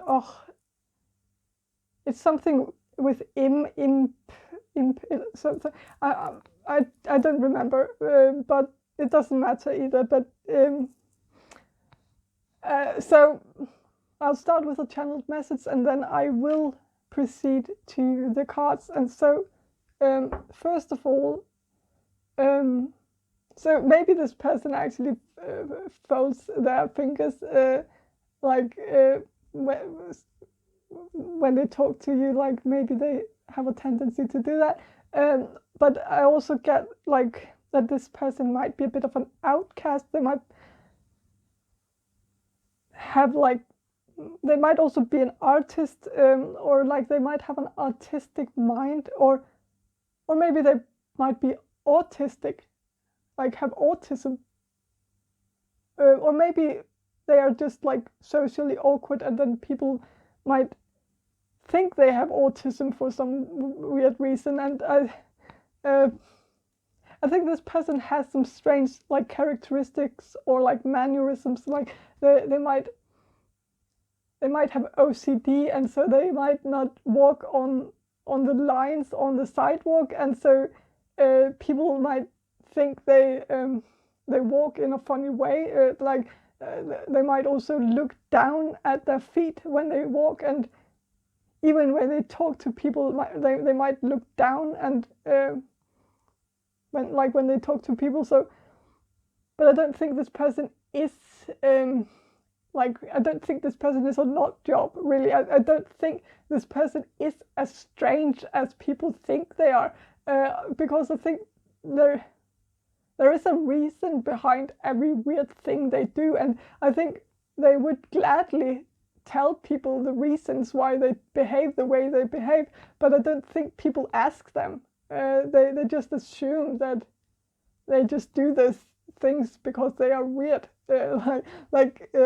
Kierkegaard once wrote, and I'm going to paraphrase it, but essentially he wrote that insane people are the ones who can watch another person's insanity and assume that there is no reason behind it.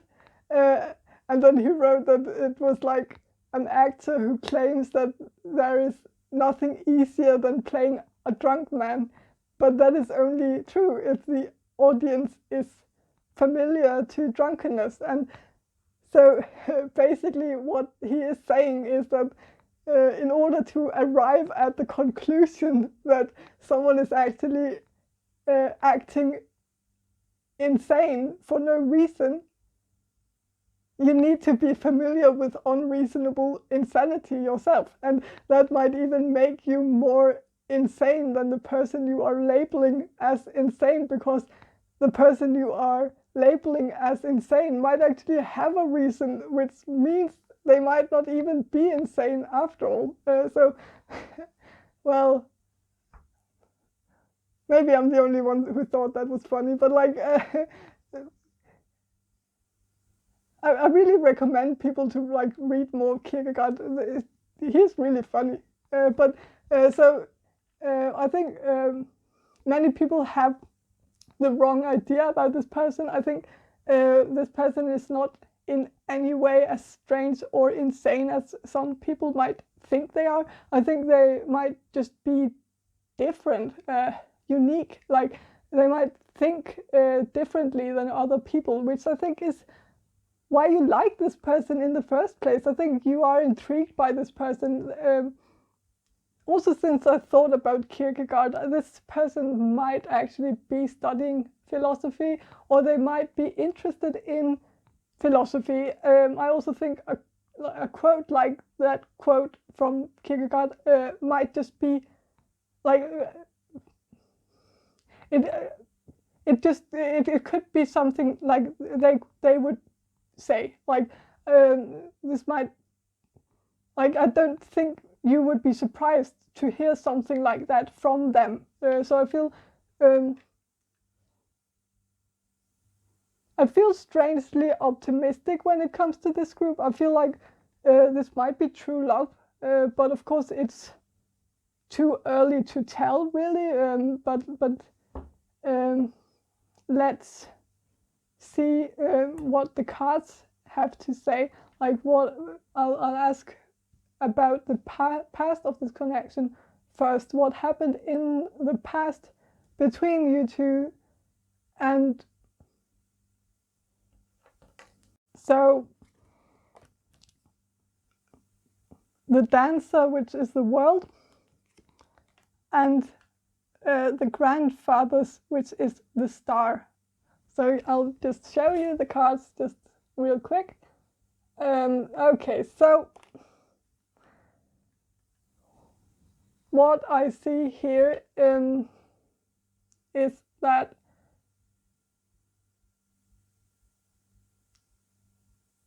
I think there's definitely hope for this connection from both sides. I think you both secretly wished for this connection with the star here, but I also think with the world that there might have been other people interfering with this relationship and blocking it from happening. I think this might have been your family or your friends. Maybe they were the ones who told you that this person seems a bit strange. I think you've listened to the advice of others, and you might have been affected by the opinions of others, and so that might have delayed this process. This could, of course, have been this person as well who received bad advice from their friends, and maybe maybe their friends are the same as your friends. Maybe you have the same friend group. I think you've heard many different versions of this person. Like, people seem to have different assumptions about this person, and maybe they are actually the ones who have like tried to diagnose them. Like, it talked about the fact that they might have OCD or autism or something else, like social phobia, or like something. Like, I think like, if these are their friends, they really need new friends, really. But so I think people have a tendency to talk about this person behind their back. You might have heard many stories about this person. Like, also this person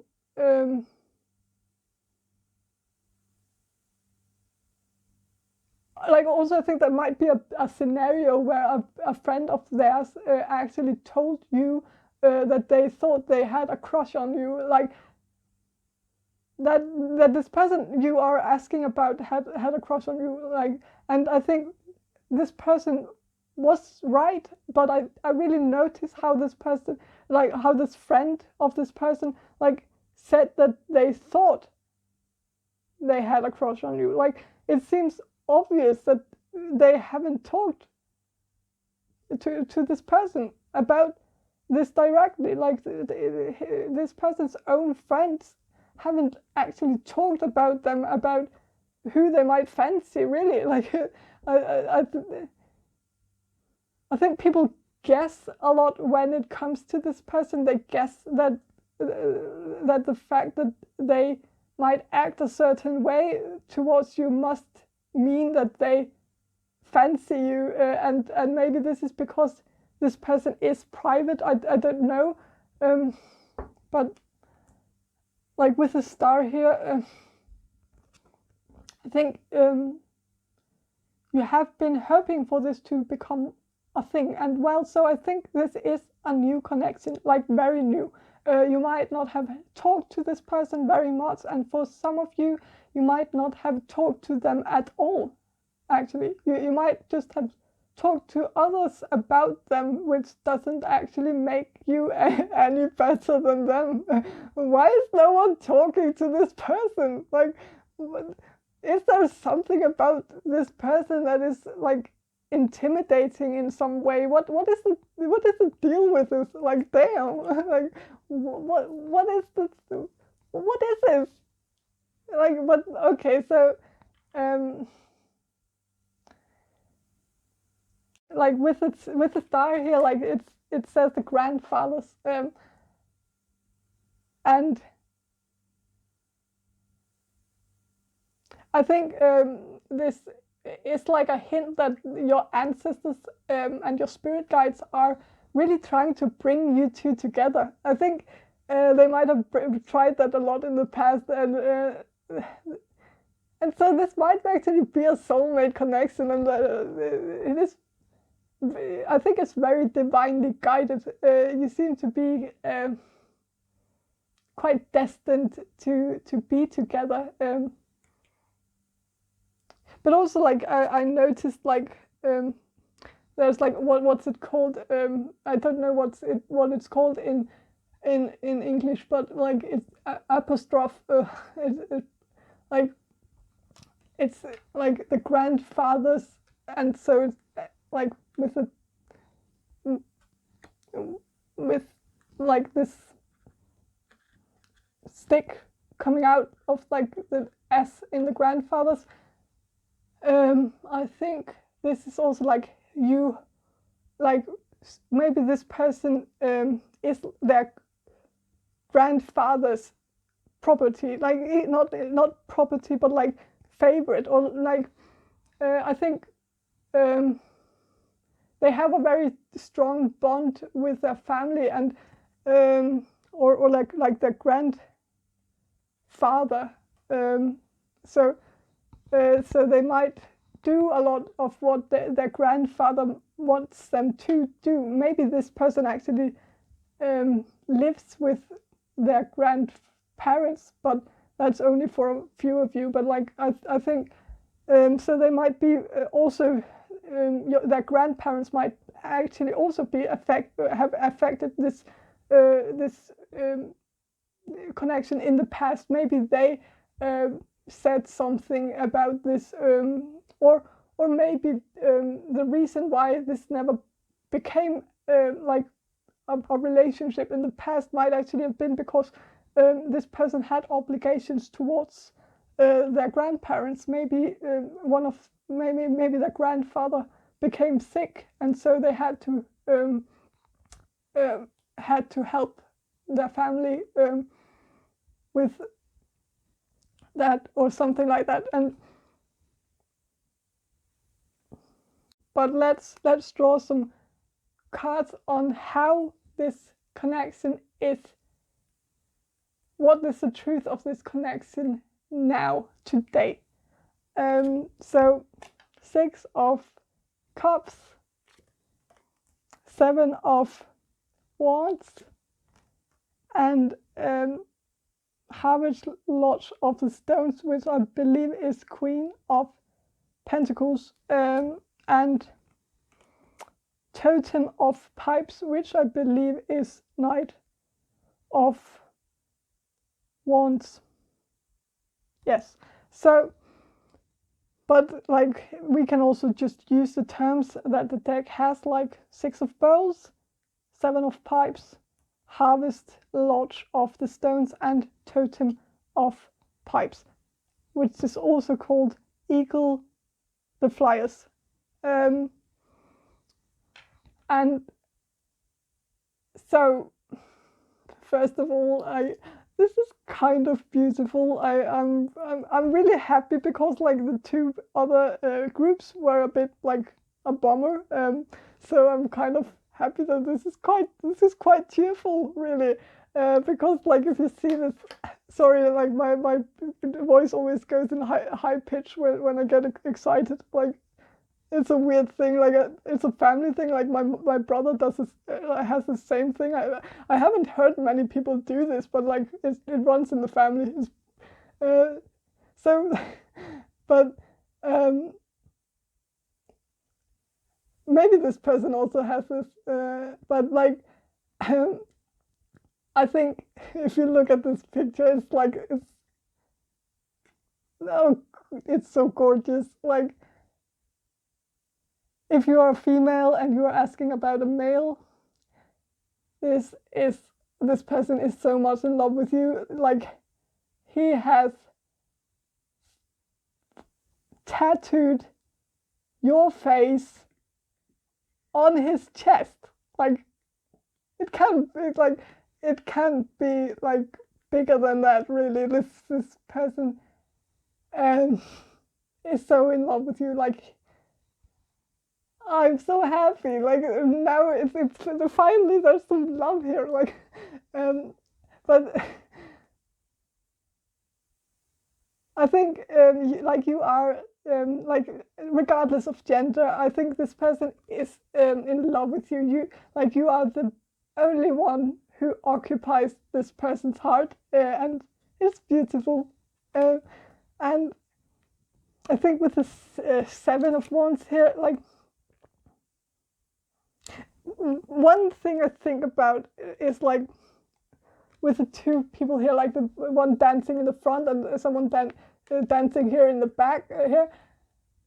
I think one of the ways you can tell if this person is in love with you is that they might mimic some of your behavior, or you might mimic their behavior. Like, you might start to talk the same way as them, or you might mimic some of their mannerisms yourself. And but I also think with the Seven of Wands, like, in the Rider-Waite, it is a picture of someone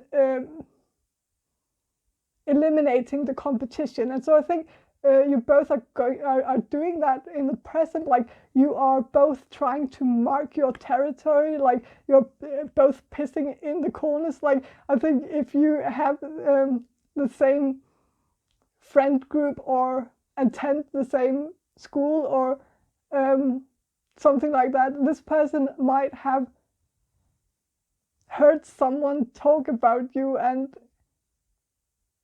how like this person that they overheard, like this conversation they overheard, might have like suggested that they wanted to like this person might have heard someone else say that they wanted to pursue you, like wanted to flirt with you. And I think this person has been very, like, when this happened, I think this person was really quick to like come in and say like, please don't please don't do that, because that is my territory. You shouldn't overstep my territory, and please walk away. And because not in a way where like this person has said like, this is I own this person, like this person is mine, like not in like that way, like Tarzan way, like, but more like I just think this person has asked very like politely people to like back off, because you I think they really want a chance with you, and you might have done the same thing. Like, you might have cock blocked this person as well, like, and but like, this is kind of like, you need to just make out already, because it's so like now you're just ruining it for each other, and like that's not ideal. That's not well.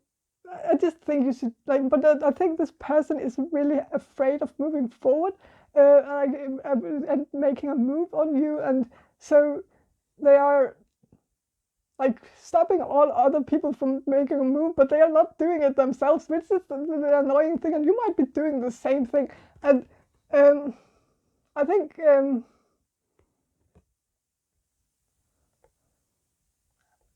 you're both afraid of approaching each other, and so like,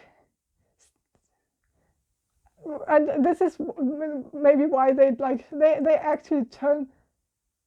This is actually a cunning way of winning people over, because like instead of like winning people over, you like by approaching them and impressing them, they just try to win people over by eliminating the competition, and I think that's not fair for anyone, and I think you might be doing the same thing. And so you just need to like find courage, both of you, to like come forward and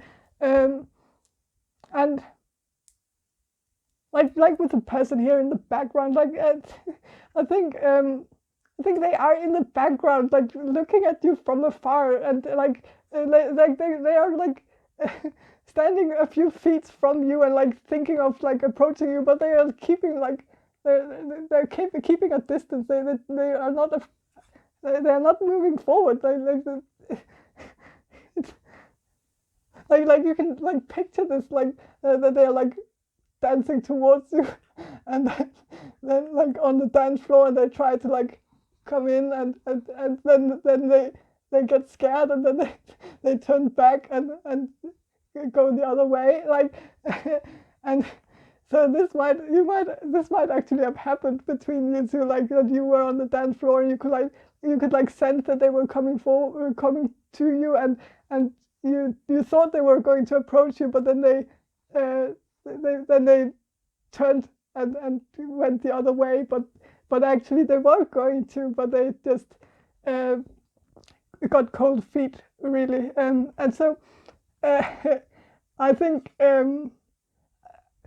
get a really like light energy from this pile. Like I've never had like a group in any of my readings where I've felt like I could be so free and bubbly and not anxious at all. So I don't really know where this anxiety comes from, because I really sense that you are actually quite comfortable around each other, really. So why you are not, I don't know what it is that is blocking you from pursuing this. Maybe there's other factors. Maybe you are, well, maybe it's because you have the same friend group, and so maybe you are afraid that your friends will make fun of you, or something like that, and so maybe you don't do this because of that. So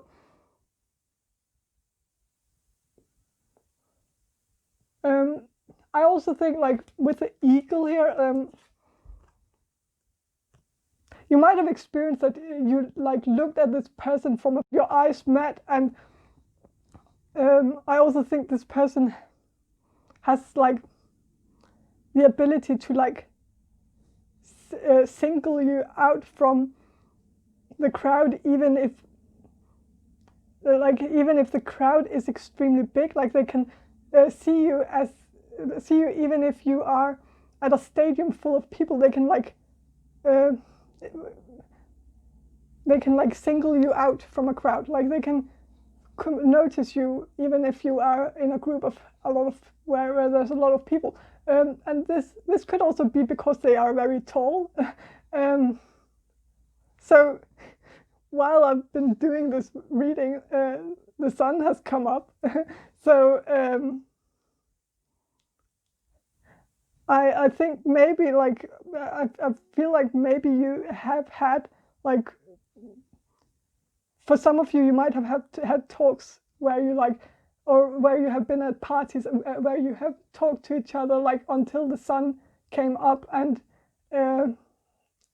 so this might maybe you have partied like until sunrise, but with the harvest, the harvest lodge of the stones here. You can see how it's filled with food. Like, I think this person is preparing for you to come into their life for some reason.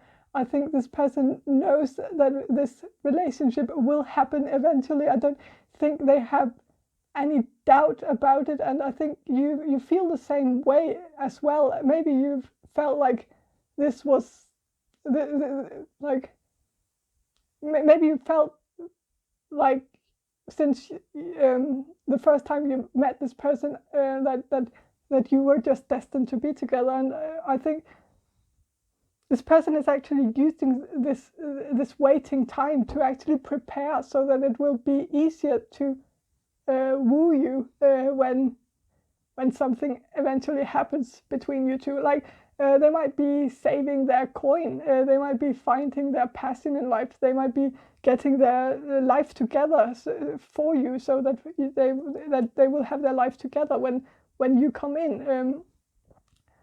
This person might actually be learning how to cook, and I think this person has you in mind, so that when they find the courage to like ask you on a date, they can impress you with their cooking. So that and with a totem of pipes, I think this person will give you an offer quite soon. They might be texting you quite soon, and just be aware that what they might write in this text will be extremely idiotic and dorky and stupid, and like they might write something really stupid. Like, even for some of you, they might write something repulsive, in even like, it will be awkward and it will be blunt and it will come like, it will be some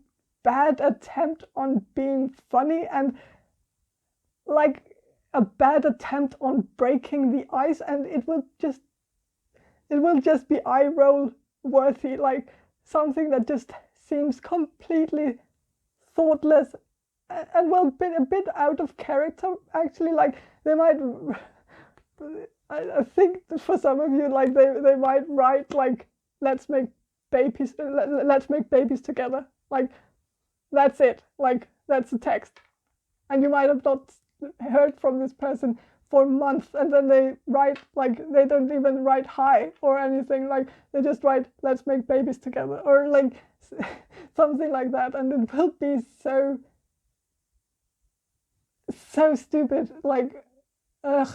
But the funny thing is that it will sound like very thoughtless, but I see that this person might actually have thought of this response for days before they write it to you. Like, and I think this person really wants to be cool. They want to be the Knight of Wands, as the totem of pipes actually is. Like, they want to be this impulsive, sexy type who has the courage to just ask people out in the most blunt way possible, but they are not that way at all, and so they can't really pull it off, and so they use like days to plan this, to think through a thoughtless text, which makes no sense. Like, and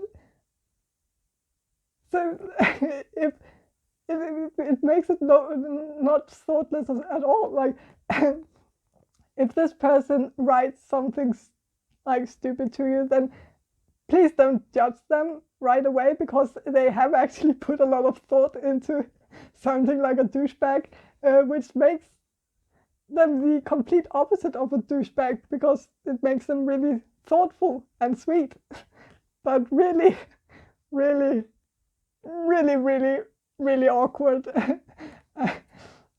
Like, I hate this a bit, because like, I feel like I'm talking about myself, and so like, this is so much something I could like do. Like,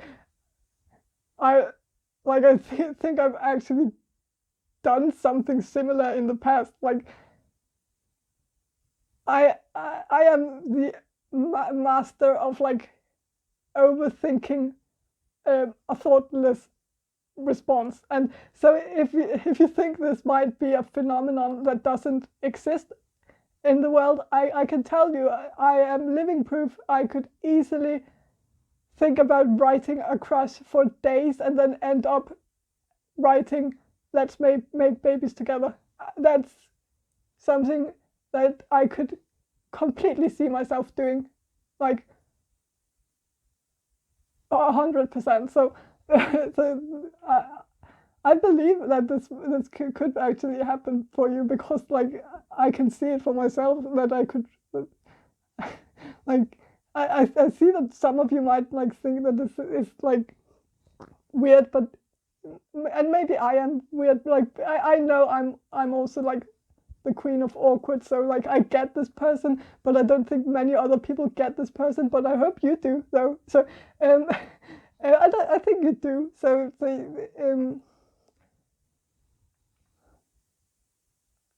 gosh, I just remember that like I okay. So this is it I have just now realized that this group is just talking about me. Like I have even like I have done that like with the cooking. Like I actually practiced cooking once for a crush, I had once, um, and like it was because I had a crush on someone who was vegan, and I actually tried. I actually tried out some recipes, and I never even asked him out, and I never even told him that I had a crush on him, and I don't think he knows even that I had a crush on him ever. Like, but I practiced it for some reason, and it's like that was like a complete waste of time. I realize that now, but so what the fuck, but. So like I feel like, but let's see if let's see about the future like of this connection. I really hope you have one, because like I'm rooting for this person, because like I am biased because they are very much like me. So like, but let's see what the future is. Like I'll just put these cards aside, and so this the Fool reversed, 4 of Cups, 3 of arrows, 5 of stones, and the Empress, which is a bounty. Okay, so bit of mixed signals here. I'm not gonna lie. So with a Fool here, it's usually about new beginnings, and since it's reversed, I feel like this is not the best sign, but like it could also just be like that the new beginning that you should have, like that it's delayed. Like the Fool is also about following your intuition and ignoring other people's opinions, and also like the world was here in the past, like, and so I think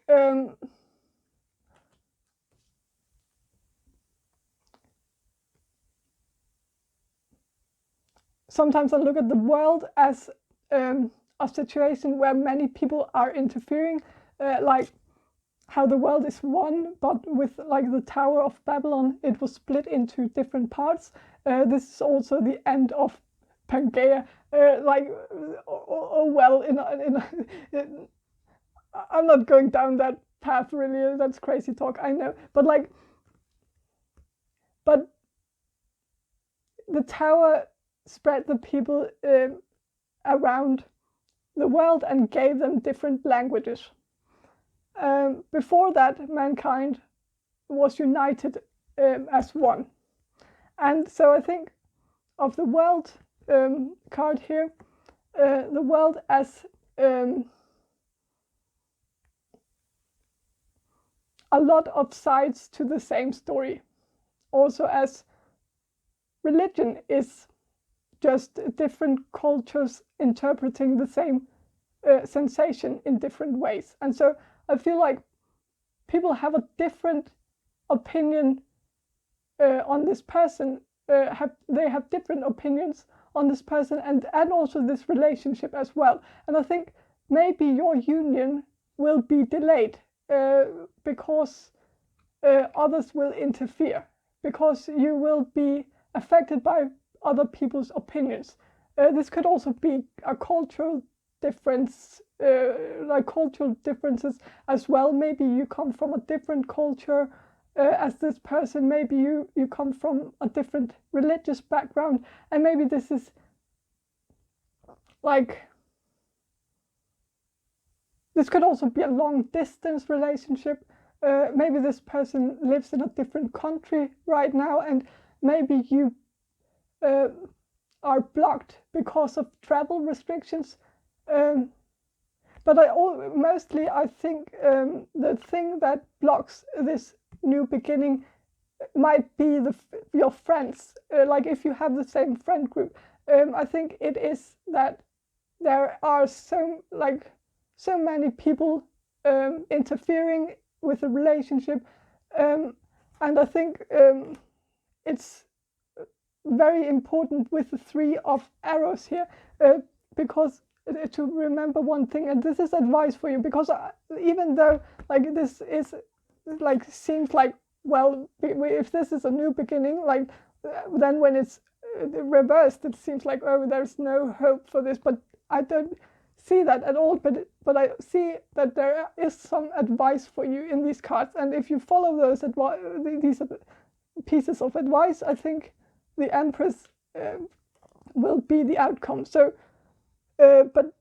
I think with the 3 of arrows here, it's 3 of swords. But in this card, you can see how what I think of when I see this card is like, you shouldn't sell the skin before before the bear has been shot. And so I think this makes a lot of sense, because I think you might need to hide this relationship in the beginning, so that it will not be a victim of other people's opinions. And that's really important, because I think it's important to keep this a lot to yourself, so that you won't be affected by others. So people can't interfere with this relationship, because I think there's a lot of people who want to interfere, but you shouldn't let them. So only tell people, only sell the skin when the bear has been shot. When you are completely sure that you are, like, when this relationship is stable, when you are going steady, and when you are completely sure that there's nothing that can rock this relationship, like nothing can make it fall. So I think so.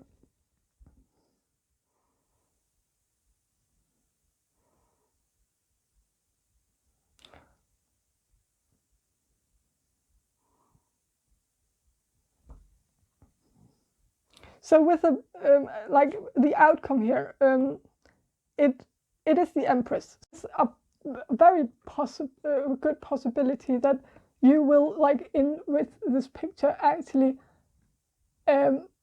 have a baby with this person, like they wrote in the text, or maybe might write in the text. Like I think you might actually have babies, have children with this person, and this like so there's hope.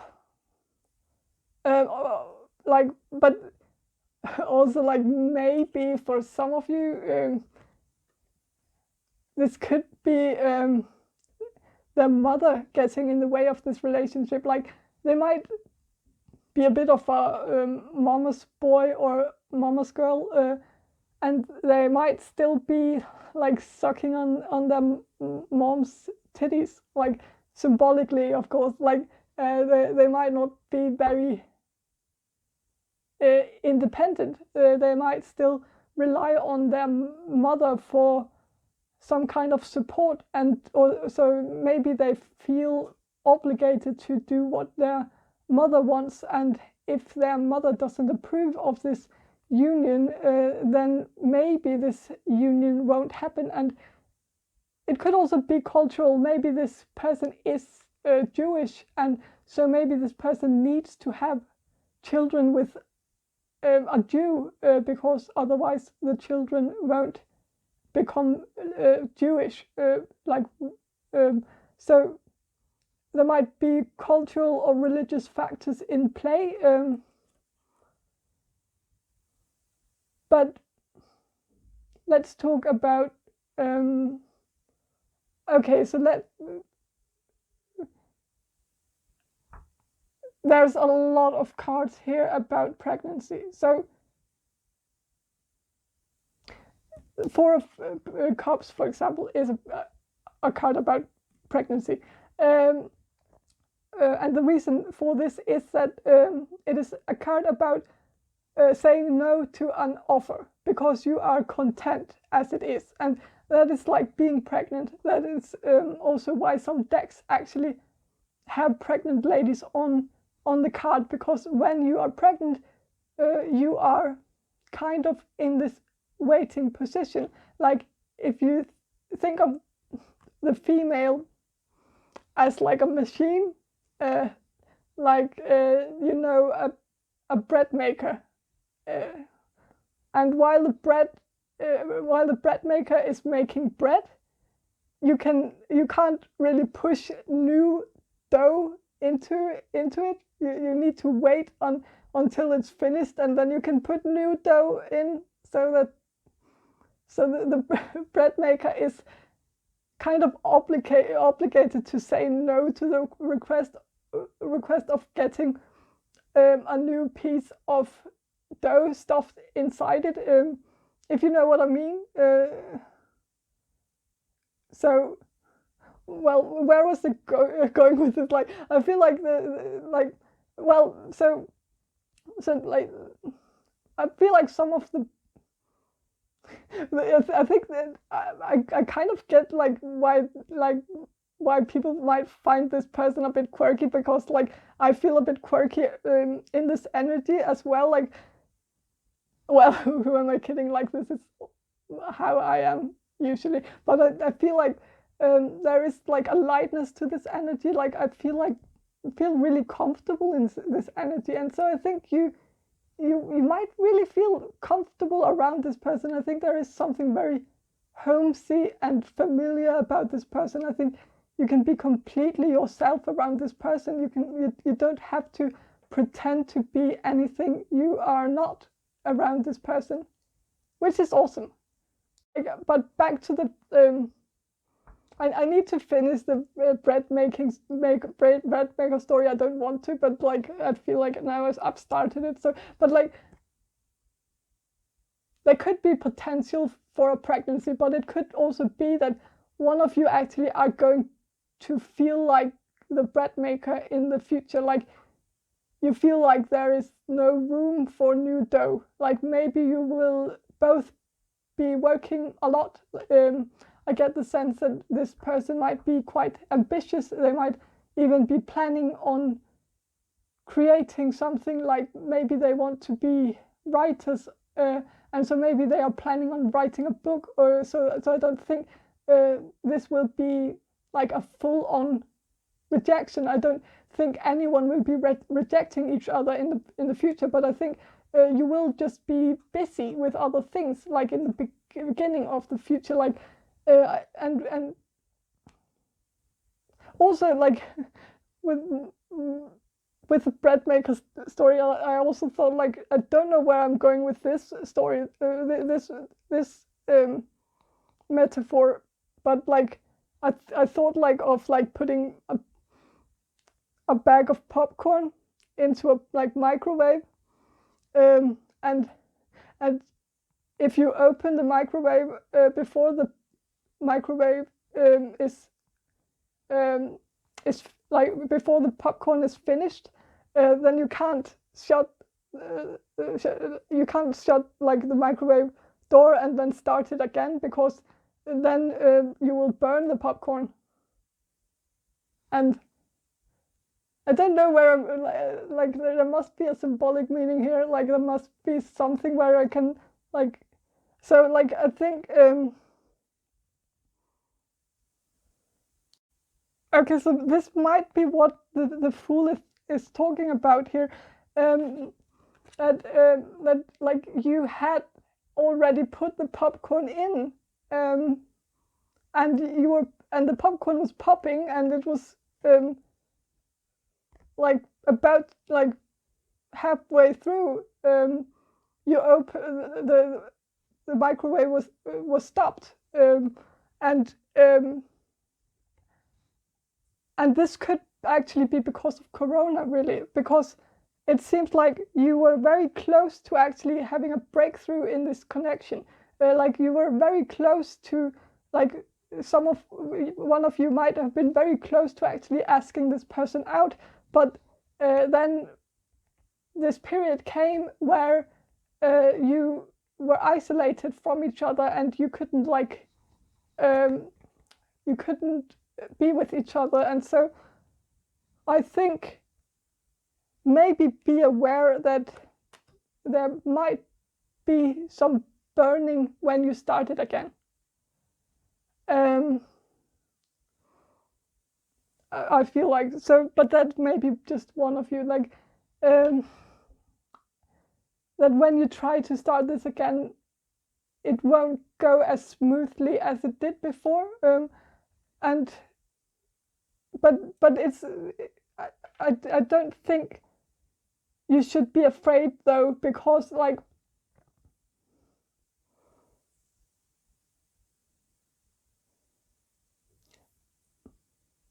if you I think there is a good potential in this relationship.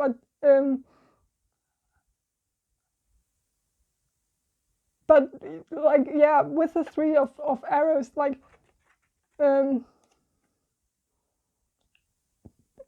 like I said before, don't sell the skin before the bear is shot.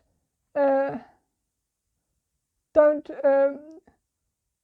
it would be wise to not talk about this person with other people, not give anyone any suspicion that you might be in love with this person. Also because like I also think there's something here, like I think you should be aware of not labeling this relationship, because this person might have a fear of like what's it called, like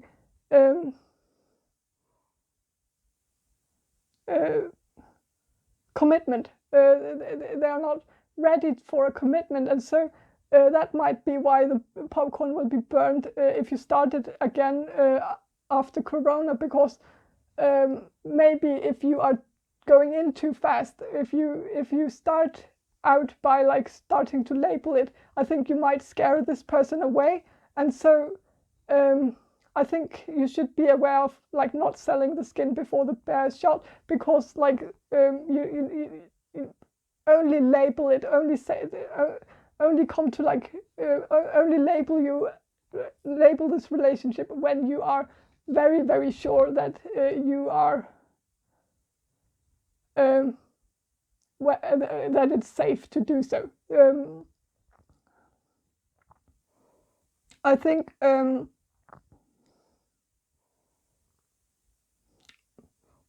with the 5 of stones here, this is actually also suggesting, like, this makes sense actually, because this is a card about this 5 of stones here. Like, in the description of this card for this deck, I think it says like that in order to make your business grow, you need to give away some things for free. To like so like this woman is like promoting her business by like giving free samples, and so I think this is suggesting that like it's advice that you might need to be like friends with benefits at first. Like you might need to have like casual sex first with no strings attached, and don't expect a commitment right away. And I think that because, like I said before, I think you could scare this person off if you label the relationship. So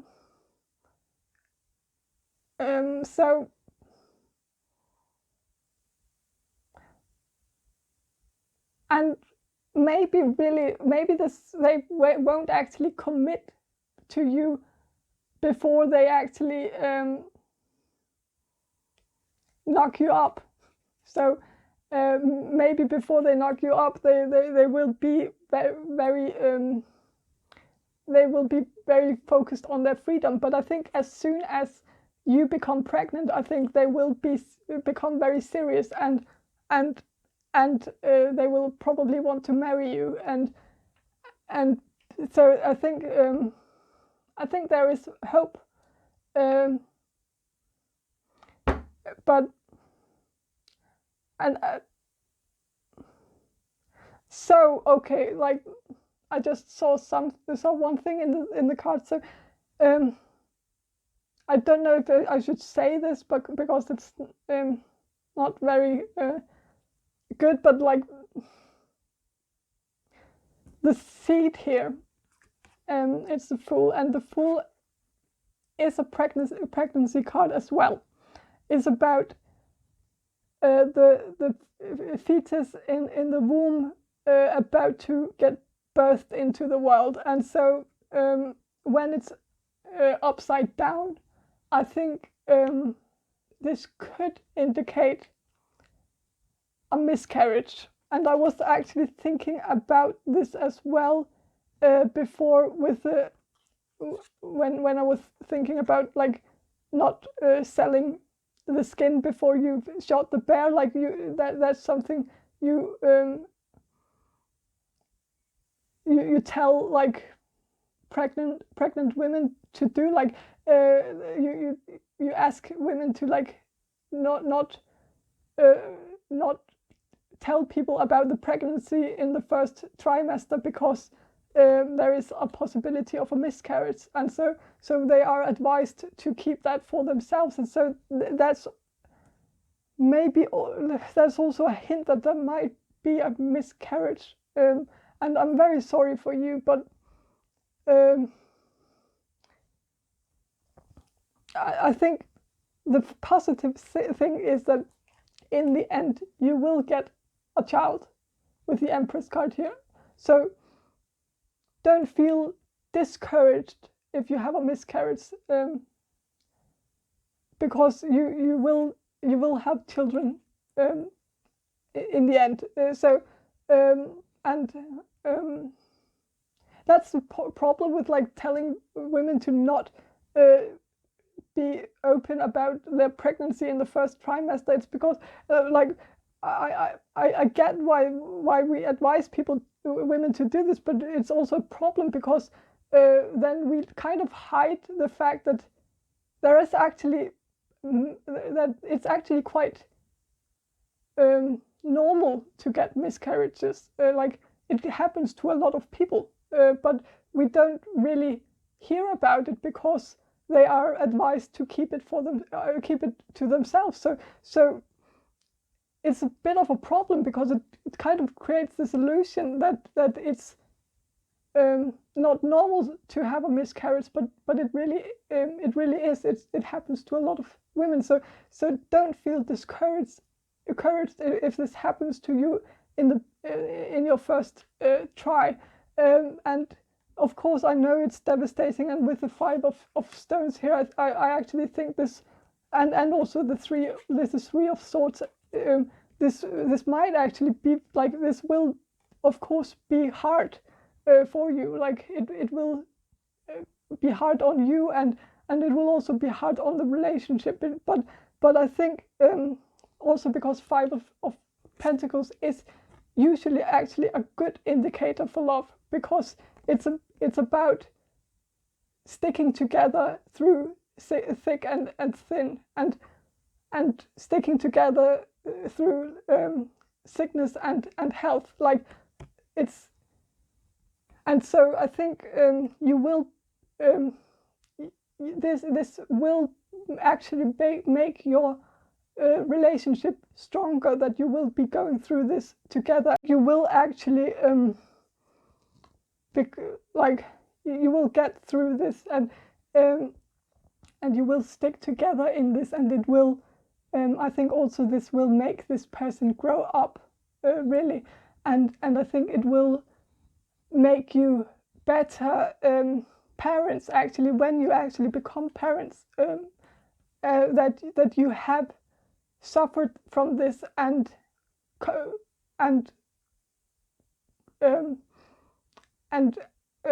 survived it, like that, and I think it will bind you together, like as a couple. And but I also think now that you've been warned, I think there are things you can do as well to prevent this from happening. Like if you know that you have a family history of miscarriages, if you know that, if you have a suspicion that it might actually run in your family, like that you are genetically prone to miscarry, then maybe visit your doctor before you try to get pregnant, and to like ask them if there could be a reason behind your family's tendency to miscarry. And so maybe if you actually get to the bottom of this, then maybe they will be able to help you prevent it from happening. But even if you won't find the reason, then I think you can demand that they will test you a lot during the pregnancy, so that they will be, that they might actually discover something before it turns into a problem. Like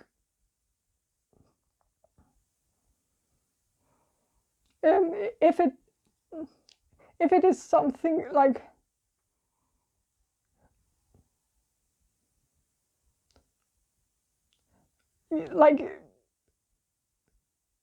maybe ask your doctor to test you for any metabolic disease, or like diabetes, like and also maybe a disease like Ehlers-Danlos. I know it's very rare, so it's very unlikely that you have it, but it's a disease that I know run in families, Ehlers-Danlos, I think it's called, and so maybe get that checked out, and so for this specific people of you who might suspect that this resonates with you. I know you of course don't, because this is in the future, like you don't know, but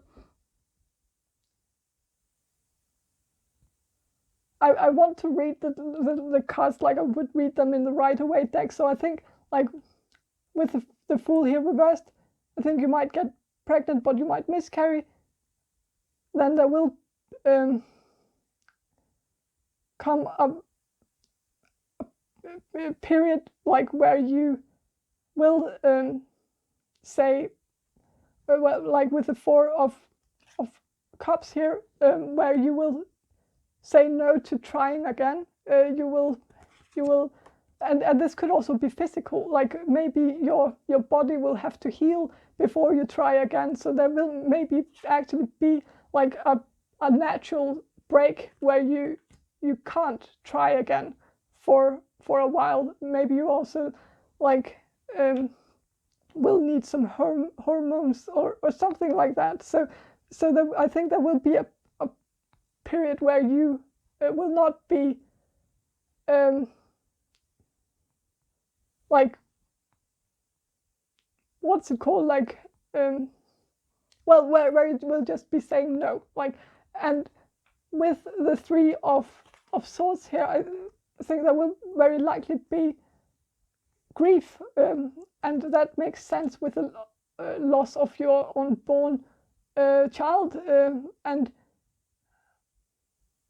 then you, with the Five of Pentacles, there will come a period where you will have a hard time, but it will also be a test for your relationship to see, and I think like this will not a test, because I don't think anyone will fail this test, because I just think there will be a period where you will be tied together because of pain, like, and because of grief, and because like, and you will be, your bond will be strengthened by this, and you might actually get married at this point, and then I think at the end there will be a happy ending for you, where you will actually get a child and become a mother, and it will be all very nice and happy.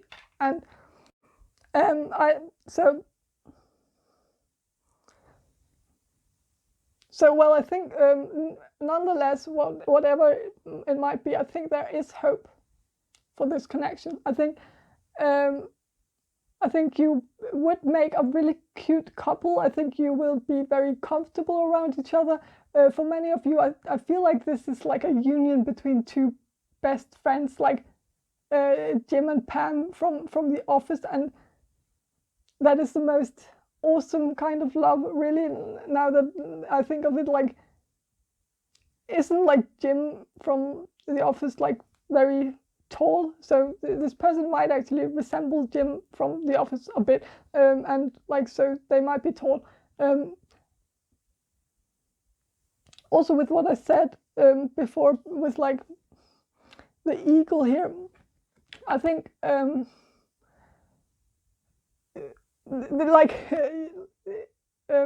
like how Jim from The Office looks at the camera every time someone says something stupid, and I think you might have that with this person as well. Like I know that's not really like the relationship between Jim and Pam, more like the relationship between Jim and the camera, but like, oh well. But you know, maybe you haven't talked so much in the past, but when you are in a group of friends, like, I think you look at each other and you like exchange looks, like if someone says something stupid, and you can tell that you have the same thoughts. And I also think that is how you can tell that you are soulmates. Like, I think you have this special bond where you almost don't have to like speak, because you communicate with your facial expressions, and I also think you communicate like telepathically.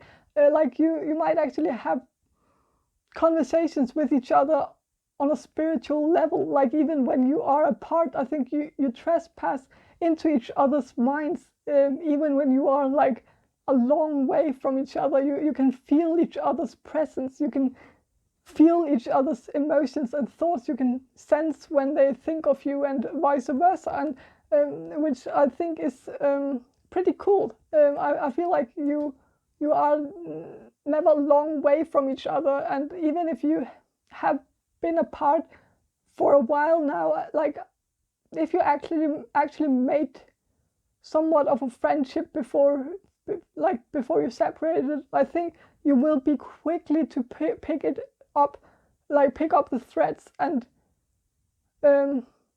just don't label it. Just don't label it. But I think it would be easy to like start this friendship again. And this, so the time apart hasn't ruined that part, like the friendship part. It might actually have done you good on that part. I also think the reason why you were blocked from starting a relationship in the past was actually divinely guided as well. I don't think you were supposed to meet at the moment. You were supposed to learn a few lessons before you could start the relationship. So that's what I see for you. Group number 3, I hope you enjoyed this reading, and if you did, please subscribe to my channel, and I hope to see you in my next reading. Bye. Hello, group number 4. So you chose this bracelet, green bracelet. It's chrome something, like I don't remember what it's called, like, but it's a stone, all right. It's a green stone. It's but like it's, so you chose that. It doesn't matter what the stone is called. So I feel like there's almost like a dark cloud on top of this group. Like I think there is like this connection is very dark and stormy and heavy. Like you can almost slice through the atmosphere. Like it's so thick, and so I feel like some betrayal has happened, and I feel like there's so much torment here. Like it's almost like an earthquake, and in the middle of all the chaos, I feel an extreme urge to like sleep. I almost feel like hypnotized. So maybe you've been hypnotized, like literally. Maybe that's what the darkness is about. Maybe this is actually a repressed memory, and so maybe some of you are actually trying to restore that memory and find the truth about it, but that's only a very few of you. I know that. I also think like there's like many of you are very tired, like they're just feeling very tired. Like you might be losing sleep over this connection, or maybe the darkness I feel is just because you've been left in the dark in this connection. Like there's been a lot of lies involved, a lot of things that have happened behind your back. Maybe some of you are actually currently in a relationship with this person, but you might be thinking of ending it. Maybe this person has cheated on you. I think something has happened that made you stop trusting this person. The trust has been broken, and I think you are contemplating whether this connection can be restored or not. It's weird, but I think some of you might actually be asking about your dad, like the truth about the connection between you and your dad. And well, that's maybe just one of you, and that's all right. No one said that this only had to be a romantic love reading, but for most of you, I think this is like an ex. This could also be a baby daddy. This could also be someone who resembles your father in some way, and maybe that was what attracted you to them in the first place. Maybe you have a bit of a dysfunctional father, maybe a father who has problems with addictions, or maybe problems with the law, and so you might be attracted to partners who share some of the same qualities as your father, just because it seems familiar to you. So I feel like there has been a lot of lies involved in this connection, like a lot. I don't think this person is a trustworthy person. I think this person has broken your trust, like I said, like, and it has broken. They have broken it up a lot of times. And to be honest, I don't think it can be restored. Like, just from the energy I'm feeling, this doesn't necessarily have to be infidelity, because, well, loyalty is not only about fidelity. I think you felt like this person wasn't honest with you. They didn't share things with you, and they didn't tell you the truth about things. That they might have lied about stupid things, but it might have been because they were dishonest with themselves as well, and that they were lying to themselves. Maybe they didn't fully know their own truth. Maybe they have been so used to lying to themselves to make themselves feel better that they started losing their sense of the actual truth. For some of you, this person could also just have been a pathological liar, and maybe they didn't even realize it themselves, that they were doing this. But also with the cloudiness, I felt before, like this could also be a hint that this person might have gaslighted you a lot. Maybe you believe, like, maybe he made you believe that you were the one with the problem, that you were the crazy one. So I feel like you need to let this person go. You need to walk away and never look back. I think you should choose you for now. Focus on yourself. I don't think this person is worthy of your time and energy. So for some of you, I feel like this is very likely cheating.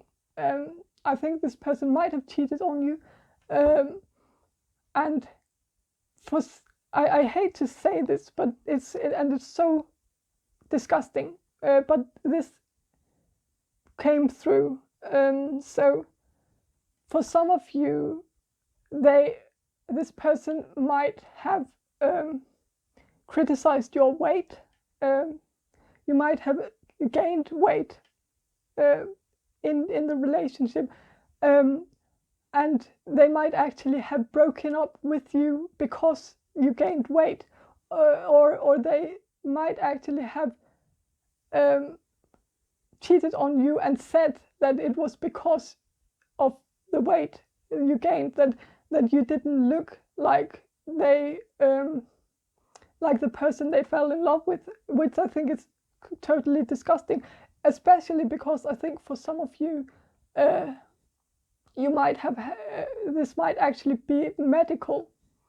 You might have gained weight because of something medical, like a medical condition, maybe like Cushing's disease, or it could also be like something hormonal, like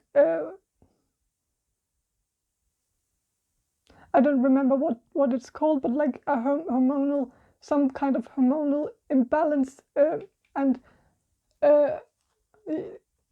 so I think it is really, really terrible that this person criticized you for that, because it was something you had no control over, and so you shouldn't have that kind of people in your life in general. So let's draw some cards for you, group number 4, about the truth of this connection in the past. So 8 of Pentacles, 2 of Swords, Knight of Swords, and 10 of Swords. So I think in the beginning, someone, and that someone is very likely to be you, worked very hard on this relationship. Like this could have been either you or them, but I think it's most likely that it was you. Like I said, like it's so, and I think that you worked really hard. You this could have been like, if you lived with this person, you might have done all the housework. But even if you didn't like live with this person, I just think you you made an effort to make this relationship work. And I also like, if this is the weight thing, I also think like you really worked a lot to like fight this medical condition that you had, like the reason why you were putting on weight. Like you really fought a lot to not put on weight, and like while you were like working on very hard on like the relationship and the household, and maybe also like financially, maybe you supported this person financially, and while you were really working a lot to make this work, this relationship work, and also worked a lot to make this person comfortable. This person was here, like the two of swords here, like they were thinking about, like they were looking at other options. I feel like I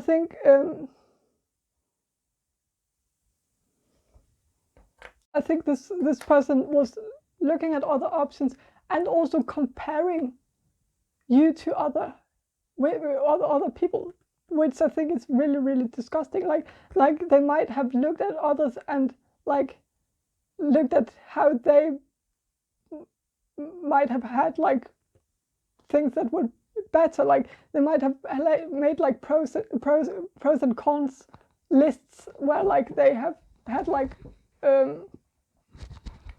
put you sorry, I'll just where they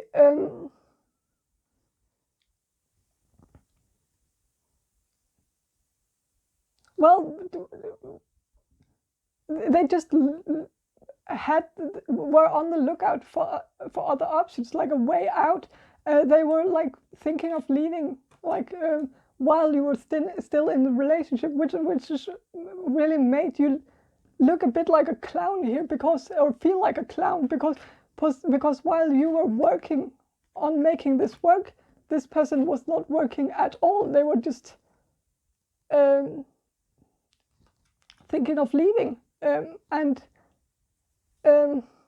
seeing how all other options were better options than you, and I think that's quite disgusting, really. And but also like with this Eight of Pentacles here, I sometimes like to make up like for a few years ago, I like tried to make up stories for all the cards, and the story I made up for this this card was this person here, like that this person, you can see like that the kingdom is like here in the background, but this person is outside the kingdom working, and this person is not allowed to come inside the kingdom and work inside the kingdom, because they are not presentable, because they look like hobos, like they look like a hobo, and so, like their clothes are like in ripped and in pieces, and so so this person is like cursed to like not cursed, but like damned or doomed, or what to like have a life outside the kingdom, and so they work really hard outside to make these beautiful pentacles. And so then I think of like a merchant coming over and buying the pentacles from this person for a very low price, and then the merchant is presentable, and so the merchant can go inside the kingdom and sell these pentacles for a profit, a big profit, a huge profit, and this person is not getting any of the fortune that they are actually creating, like, because they have this middleman, because they are forced into having this middleman, really, because they can't access the kingdom by themselves. So I think what I think this story is telling me, like in this context, it's telling me a few things, but like I think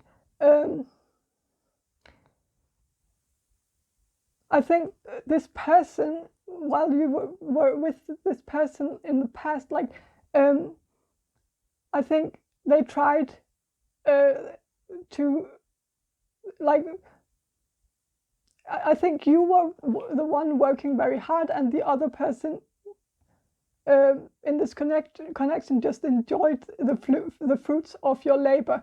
And for others of you, this person actually exploited you in a way, like took advantage of you in a way.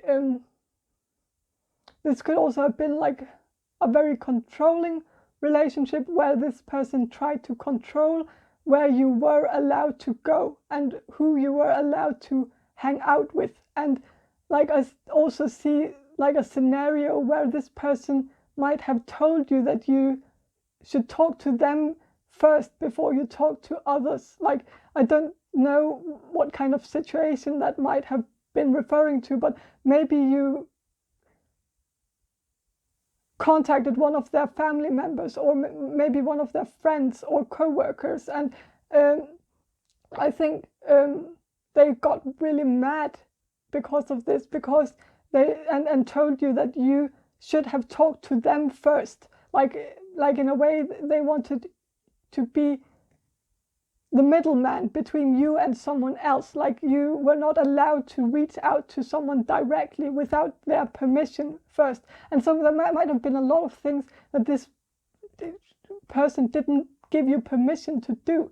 But I don't know, maybe that makes sense for some of you. But I also see that some of you might come from a culture, like maybe a Muslim culture, where the women are supposed to stay home, or maybe you felt like you didn't have the same privilege as others, because maybe you were like, both of you were like had something like race or social status or culture or religion or something that made you like less privileged as others, and so maybe that took a toll on your relationship as well. I think of like a Cinderella story, like, because this person has like they look a bit like Cinderella, so like I like you might actually have literally done all the work like in the relationship. And I think I also think like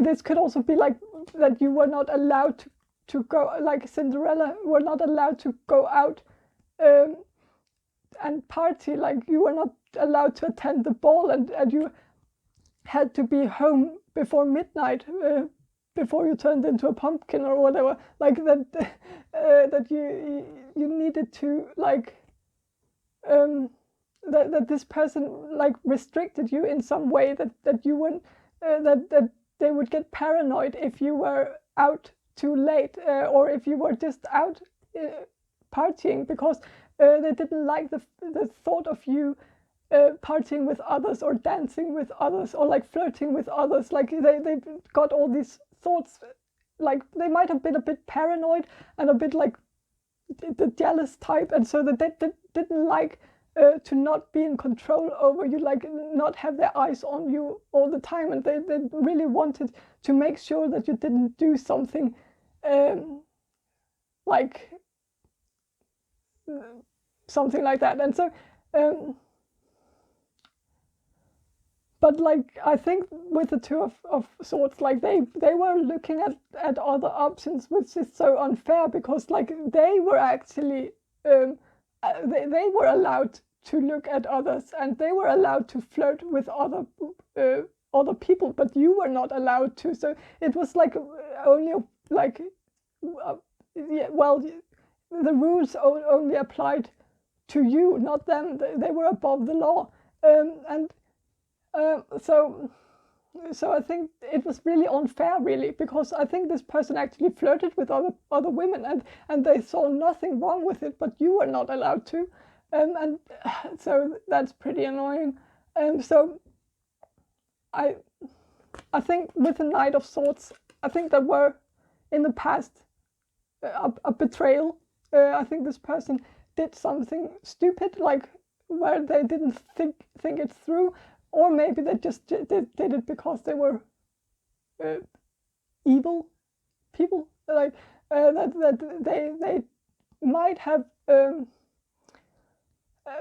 Well, this could have been cheating, like they cheated on you, but it could also have been that they were directly violent towards you, and they might even have raped you or overstepped your boundaries sexually. And for others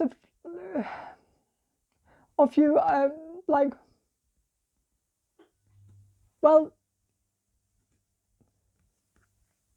I get the sense that there could have been something where they were forceful towards you, like aggressive, and I think this really left you with this feeling of complete defeat and betrayal, and you felt like you were stabbed in the back, like this person had stabbed you in the back and left you for dead, like in a way, like they could also just have left you, like they might have hurt you and then left you, and maybe ghosted you, even like just left you from one day to the other and stopped all contact with you and blocked you on social media, and you felt so angry because you felt like it was actually you who should have been the one who should have blocked him, like blocked them, like how dare they do that before you could get the chance to do that yourself. And so I don't think you were actually mad so much about them leaving you. I just think you felt like it should have been you who left them, and so I think you have learned a valuable lesson for the future, that you should that you should not get in this situation again, where you lower your standards for someone so much that and you shouldn't settle for someone like this. And I think you have learned that. The thing, like, because this person might be a bit paranoid and a bit jealous, this could also have been a misunderstanding. Like, you might have actually gone out partying and done nothing, actually, but maybe you danced with someone or talked to someone, and that person asked one of your friends for your phone number, and your friend gave them your phone number, and so this person might have called or texted you in the morning, and this person might have seen that text or that they had called, and they might have gotten the wrong idea, and then they might have left you completely without actually listening to your explanation, and so they just and so then there could have been a misunderstanding here actually as well, like but I think, like, it is better this way, that you're not with this person, because, like,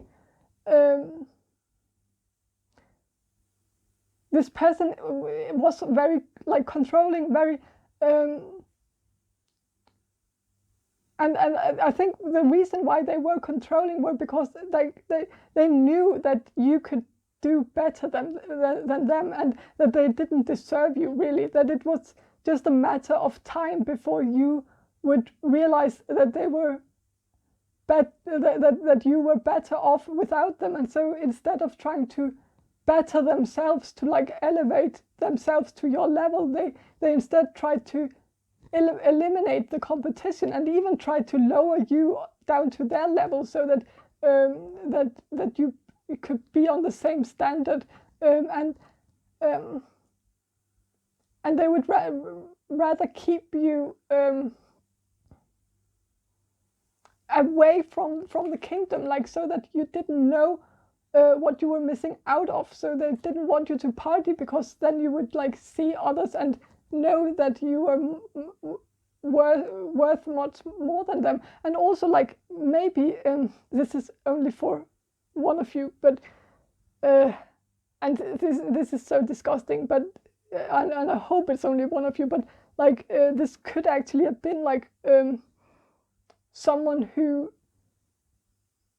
tried to actually make you gain weight, because then you would be less desirable for other men or other people, and so that might have been a way of them trying to like keep you or cave you, and keep you from like getting away from them, was to lower your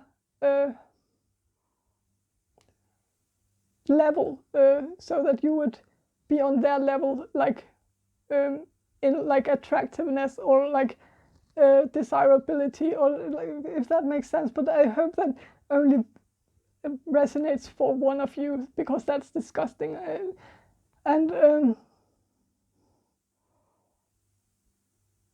But let's see about the truth of this connection right now.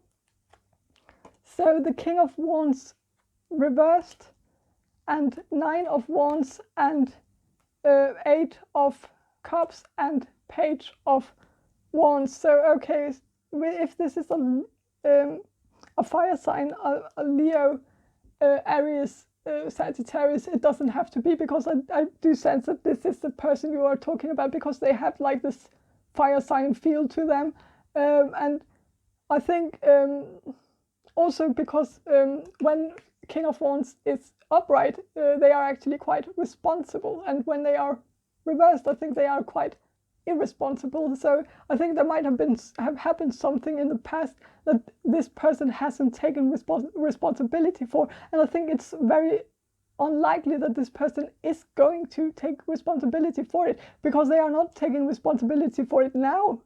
So I think that could also be something, but it also could also just mean that you are not in contact with them right now, that you are not talking right now, and that makes sense. But I just think they don't accept any blame for whatever happened between you two, and I think that's a very big problem going forward. And they might even feel like, for some of you, that you wronged them in some way, that you need to apologize to them, which I think is completely ridiculous, really, because I don't think that's the case at all. And so with the 8 of Cups here, there is a break in this connection. You have withdrawn from this connection, but I sometimes see with the 8 of Cups a possibility for a return back to the Cups, like the person has left the Cups in this picture, but behind, like they have left them behind, but to go on a journey, like a spiritual journey, or just a physical journey. But and well, the Cups are still there if they should return, so I don't sense a complete breakup, or if this is not a relationship, but likely just a very dynamic situation between two people who are not romantically involved. I sense more of a pause, like you are putting each other on pause for now, but I think you might still have a hope that all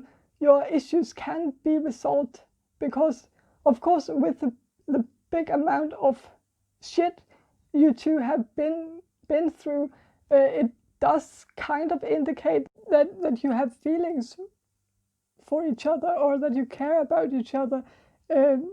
Because if you didn't, I think you would have left a long time ago. And of course, the opposite of love is not hate, it's indifference. And so I think you are far from indifferent, because you care enough for each other to actually hate each other, if that makes sense.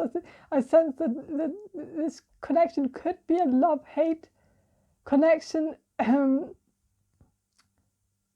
with a page of wands here, I think there is a possibility that this person will try to come back into your life with an offer, but it is your choice if you want to take part in this roller coaster again. And with the King of Wands here reversed, you should only do this if they take full responsibility for their mistakes in the past. Don't give this person a second chance if they haven't proven to you that they are mature enough to take responsibility for their actions. And but let's draw some cards about the future. Okay, so another thing that came in, like I also sense that for some of you, you might like I talked about the weight thing before, and so it doesn't have to be that you gained weight. It could also have been that you lost weight, and that this person didn't like that because maybe their type was like larger people, like so they might have been turned off by the fact that you started to lose weight, also for some of you. And that could also have been medical, like maybe you lost weight because of a medical condition as well, or because of like medication. Like there could have been other factors involved, like that made you like lose weight, so that's also something that came in. But like, let's see what the future is with you two. Like, I'll just put the cards here. Like, so Knight of Wands, Knight of Wands, Nine of Pentacles, the Moon, the Lovers reversed, and the World. So I think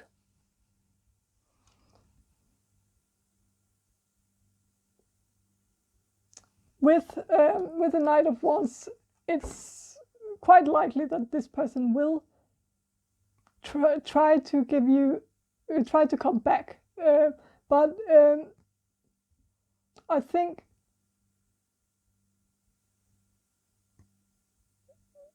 I don't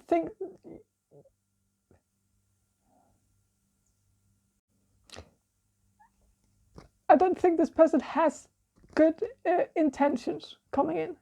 They will most likely just hit you up for sex.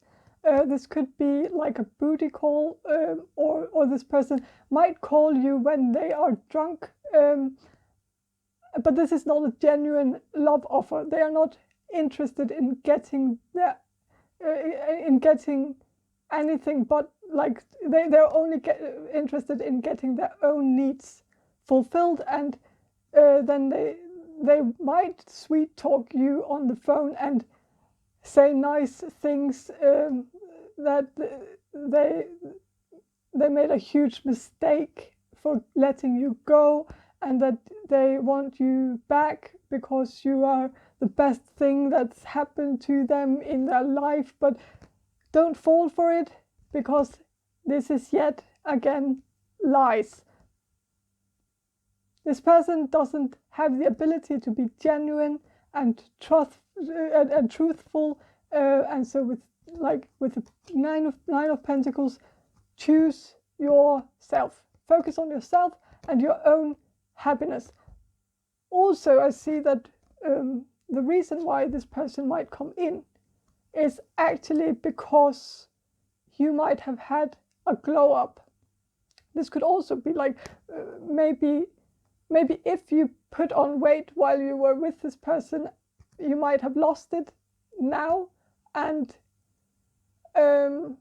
so you have this revenge body, and so they are attracted to you again. But don't fall for it, because you deserve someone who's attracted to you, whatever your size is. Like that. That's so superficial. Like don't fall for that. And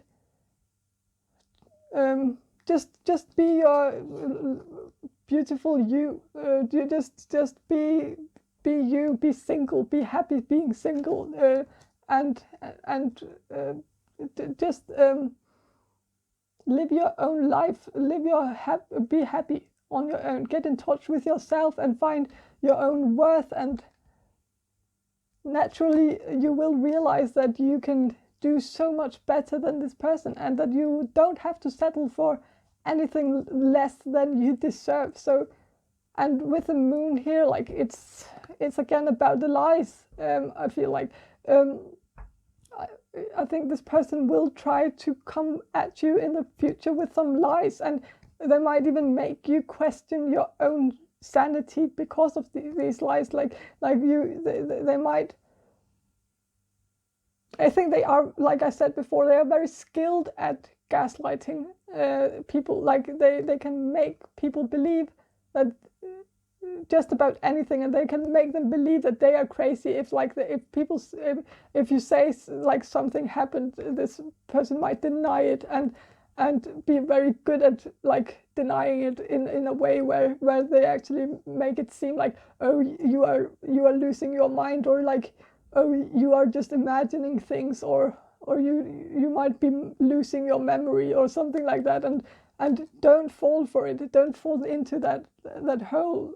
Like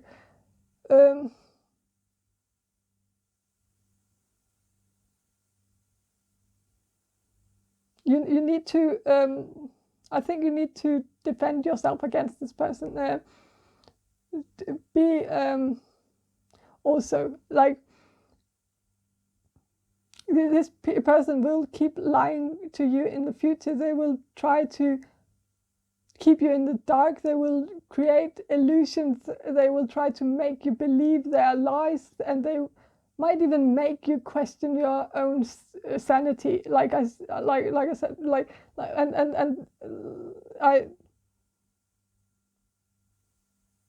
I think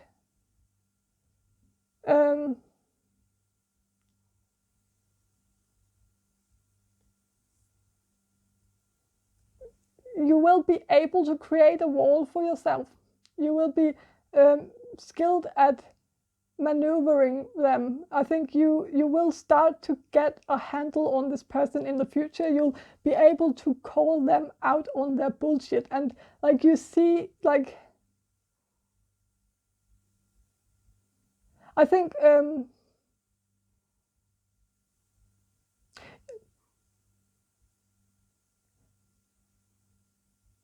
they have experience. Like they know how to deal with.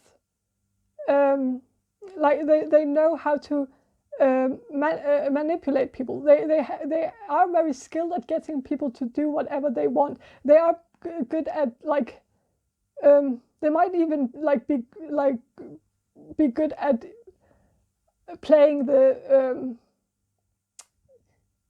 what's it called, like the justice system, like not really the justice system, but also like the social system. Like I don't know how it is in your country, but like I think they have a way of getting money. Like they feel entitled to get a lot of like things, like privileges. Like I think this person is the type who doesn't really work for things. they expect people to just hand over things to them, if that makes sense. So they are very, I think they are good at like, almost like they are the type who would fake a handicap just to get a check from the from the social services, like and or whatever it's called. Like I think they are good at finding like loopholes and like ways to like get what they want, but I don't think this person has any shame, really. They have no shame whatsoever. They just they would almost like pose as a homeless person so that they could get money, like so like I think that was like a side note that I don't know, but it has nothing to do with the cards, but it just occurred to me that this person might be like that, and so I think this person has a tendency to like be really like has a good skill at manipulating people. They are good at lying to people, and they might be lying to you, their family, their friends, and the public. They might also be the type who like says that they are broke, but really they aren't, and so they ask people for handouts because they say, oh, I'm so broke, but really they are not broke, but they are just like trying to get money out of people, and so I think this person might also have asked you for money, actually, and that might also have been why you felt used by this person, because they actually might have used you for money. Like they might have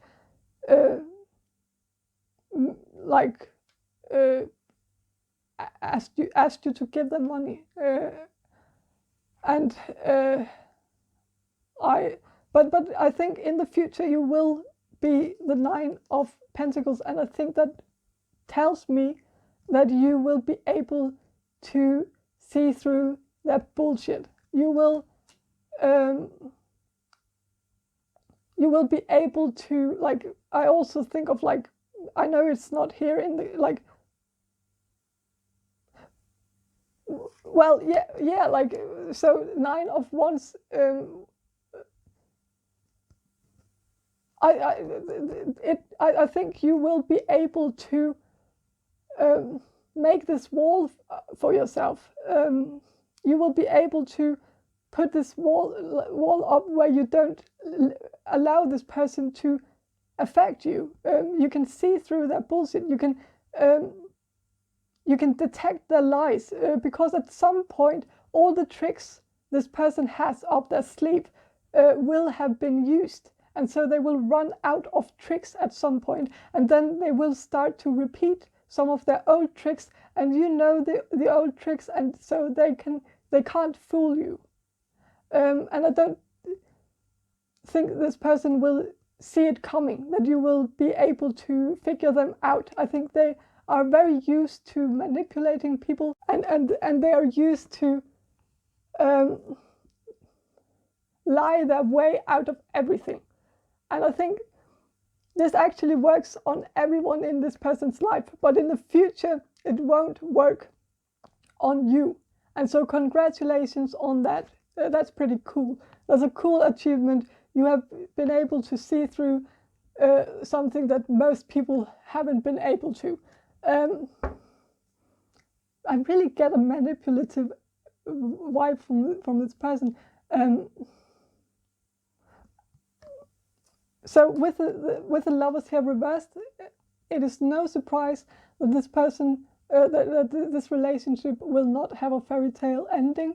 You will not have a happy ending, like a happy ever after ending together. And with the world here, the relationship will eventually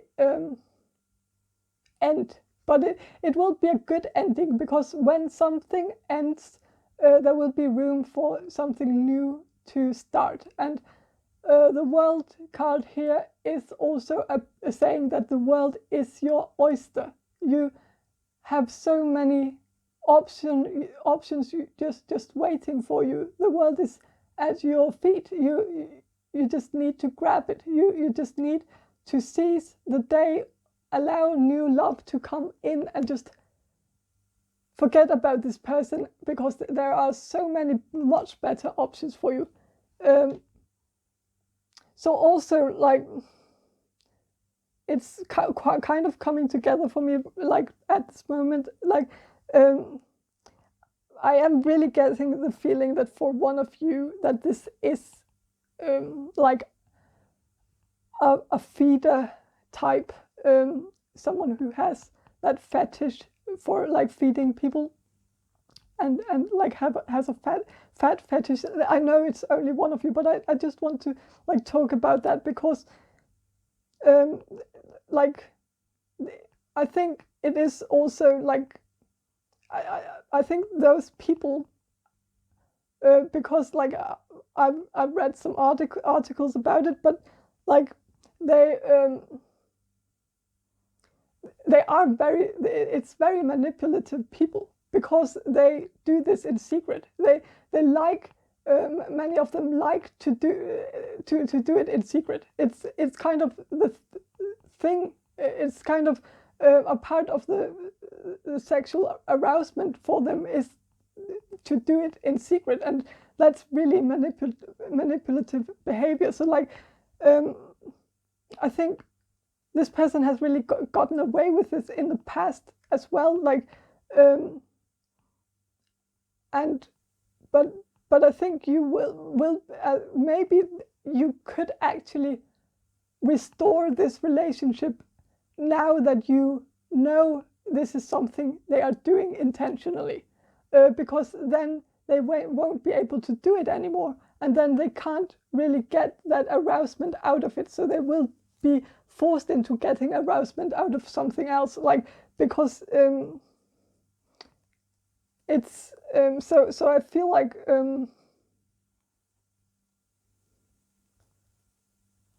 but really, if this is the type this person is, I think you should, well, find another option somewhere else, because this person is very manipulative and does a lot of things in the dark, and they are very secretive, and I think the secrets are a part of their arousement in a relationship. And so I don't think there's a lot of hope for this person in their future relationship, if that's any consolation for you. But so I think this person is a bit sick in a way, because they have this big urge to like manipulate all and control others, like even control weight, like their partner's weight, and so I think this person has control issues, like, and I think they need therapy for that, really. And but that was just like a side note. But so that's what I see for you, group number 4. I hope you enjoyed this reading, and if you did, please subscribe to my channel, and I hope to see you in my next reading. Bye.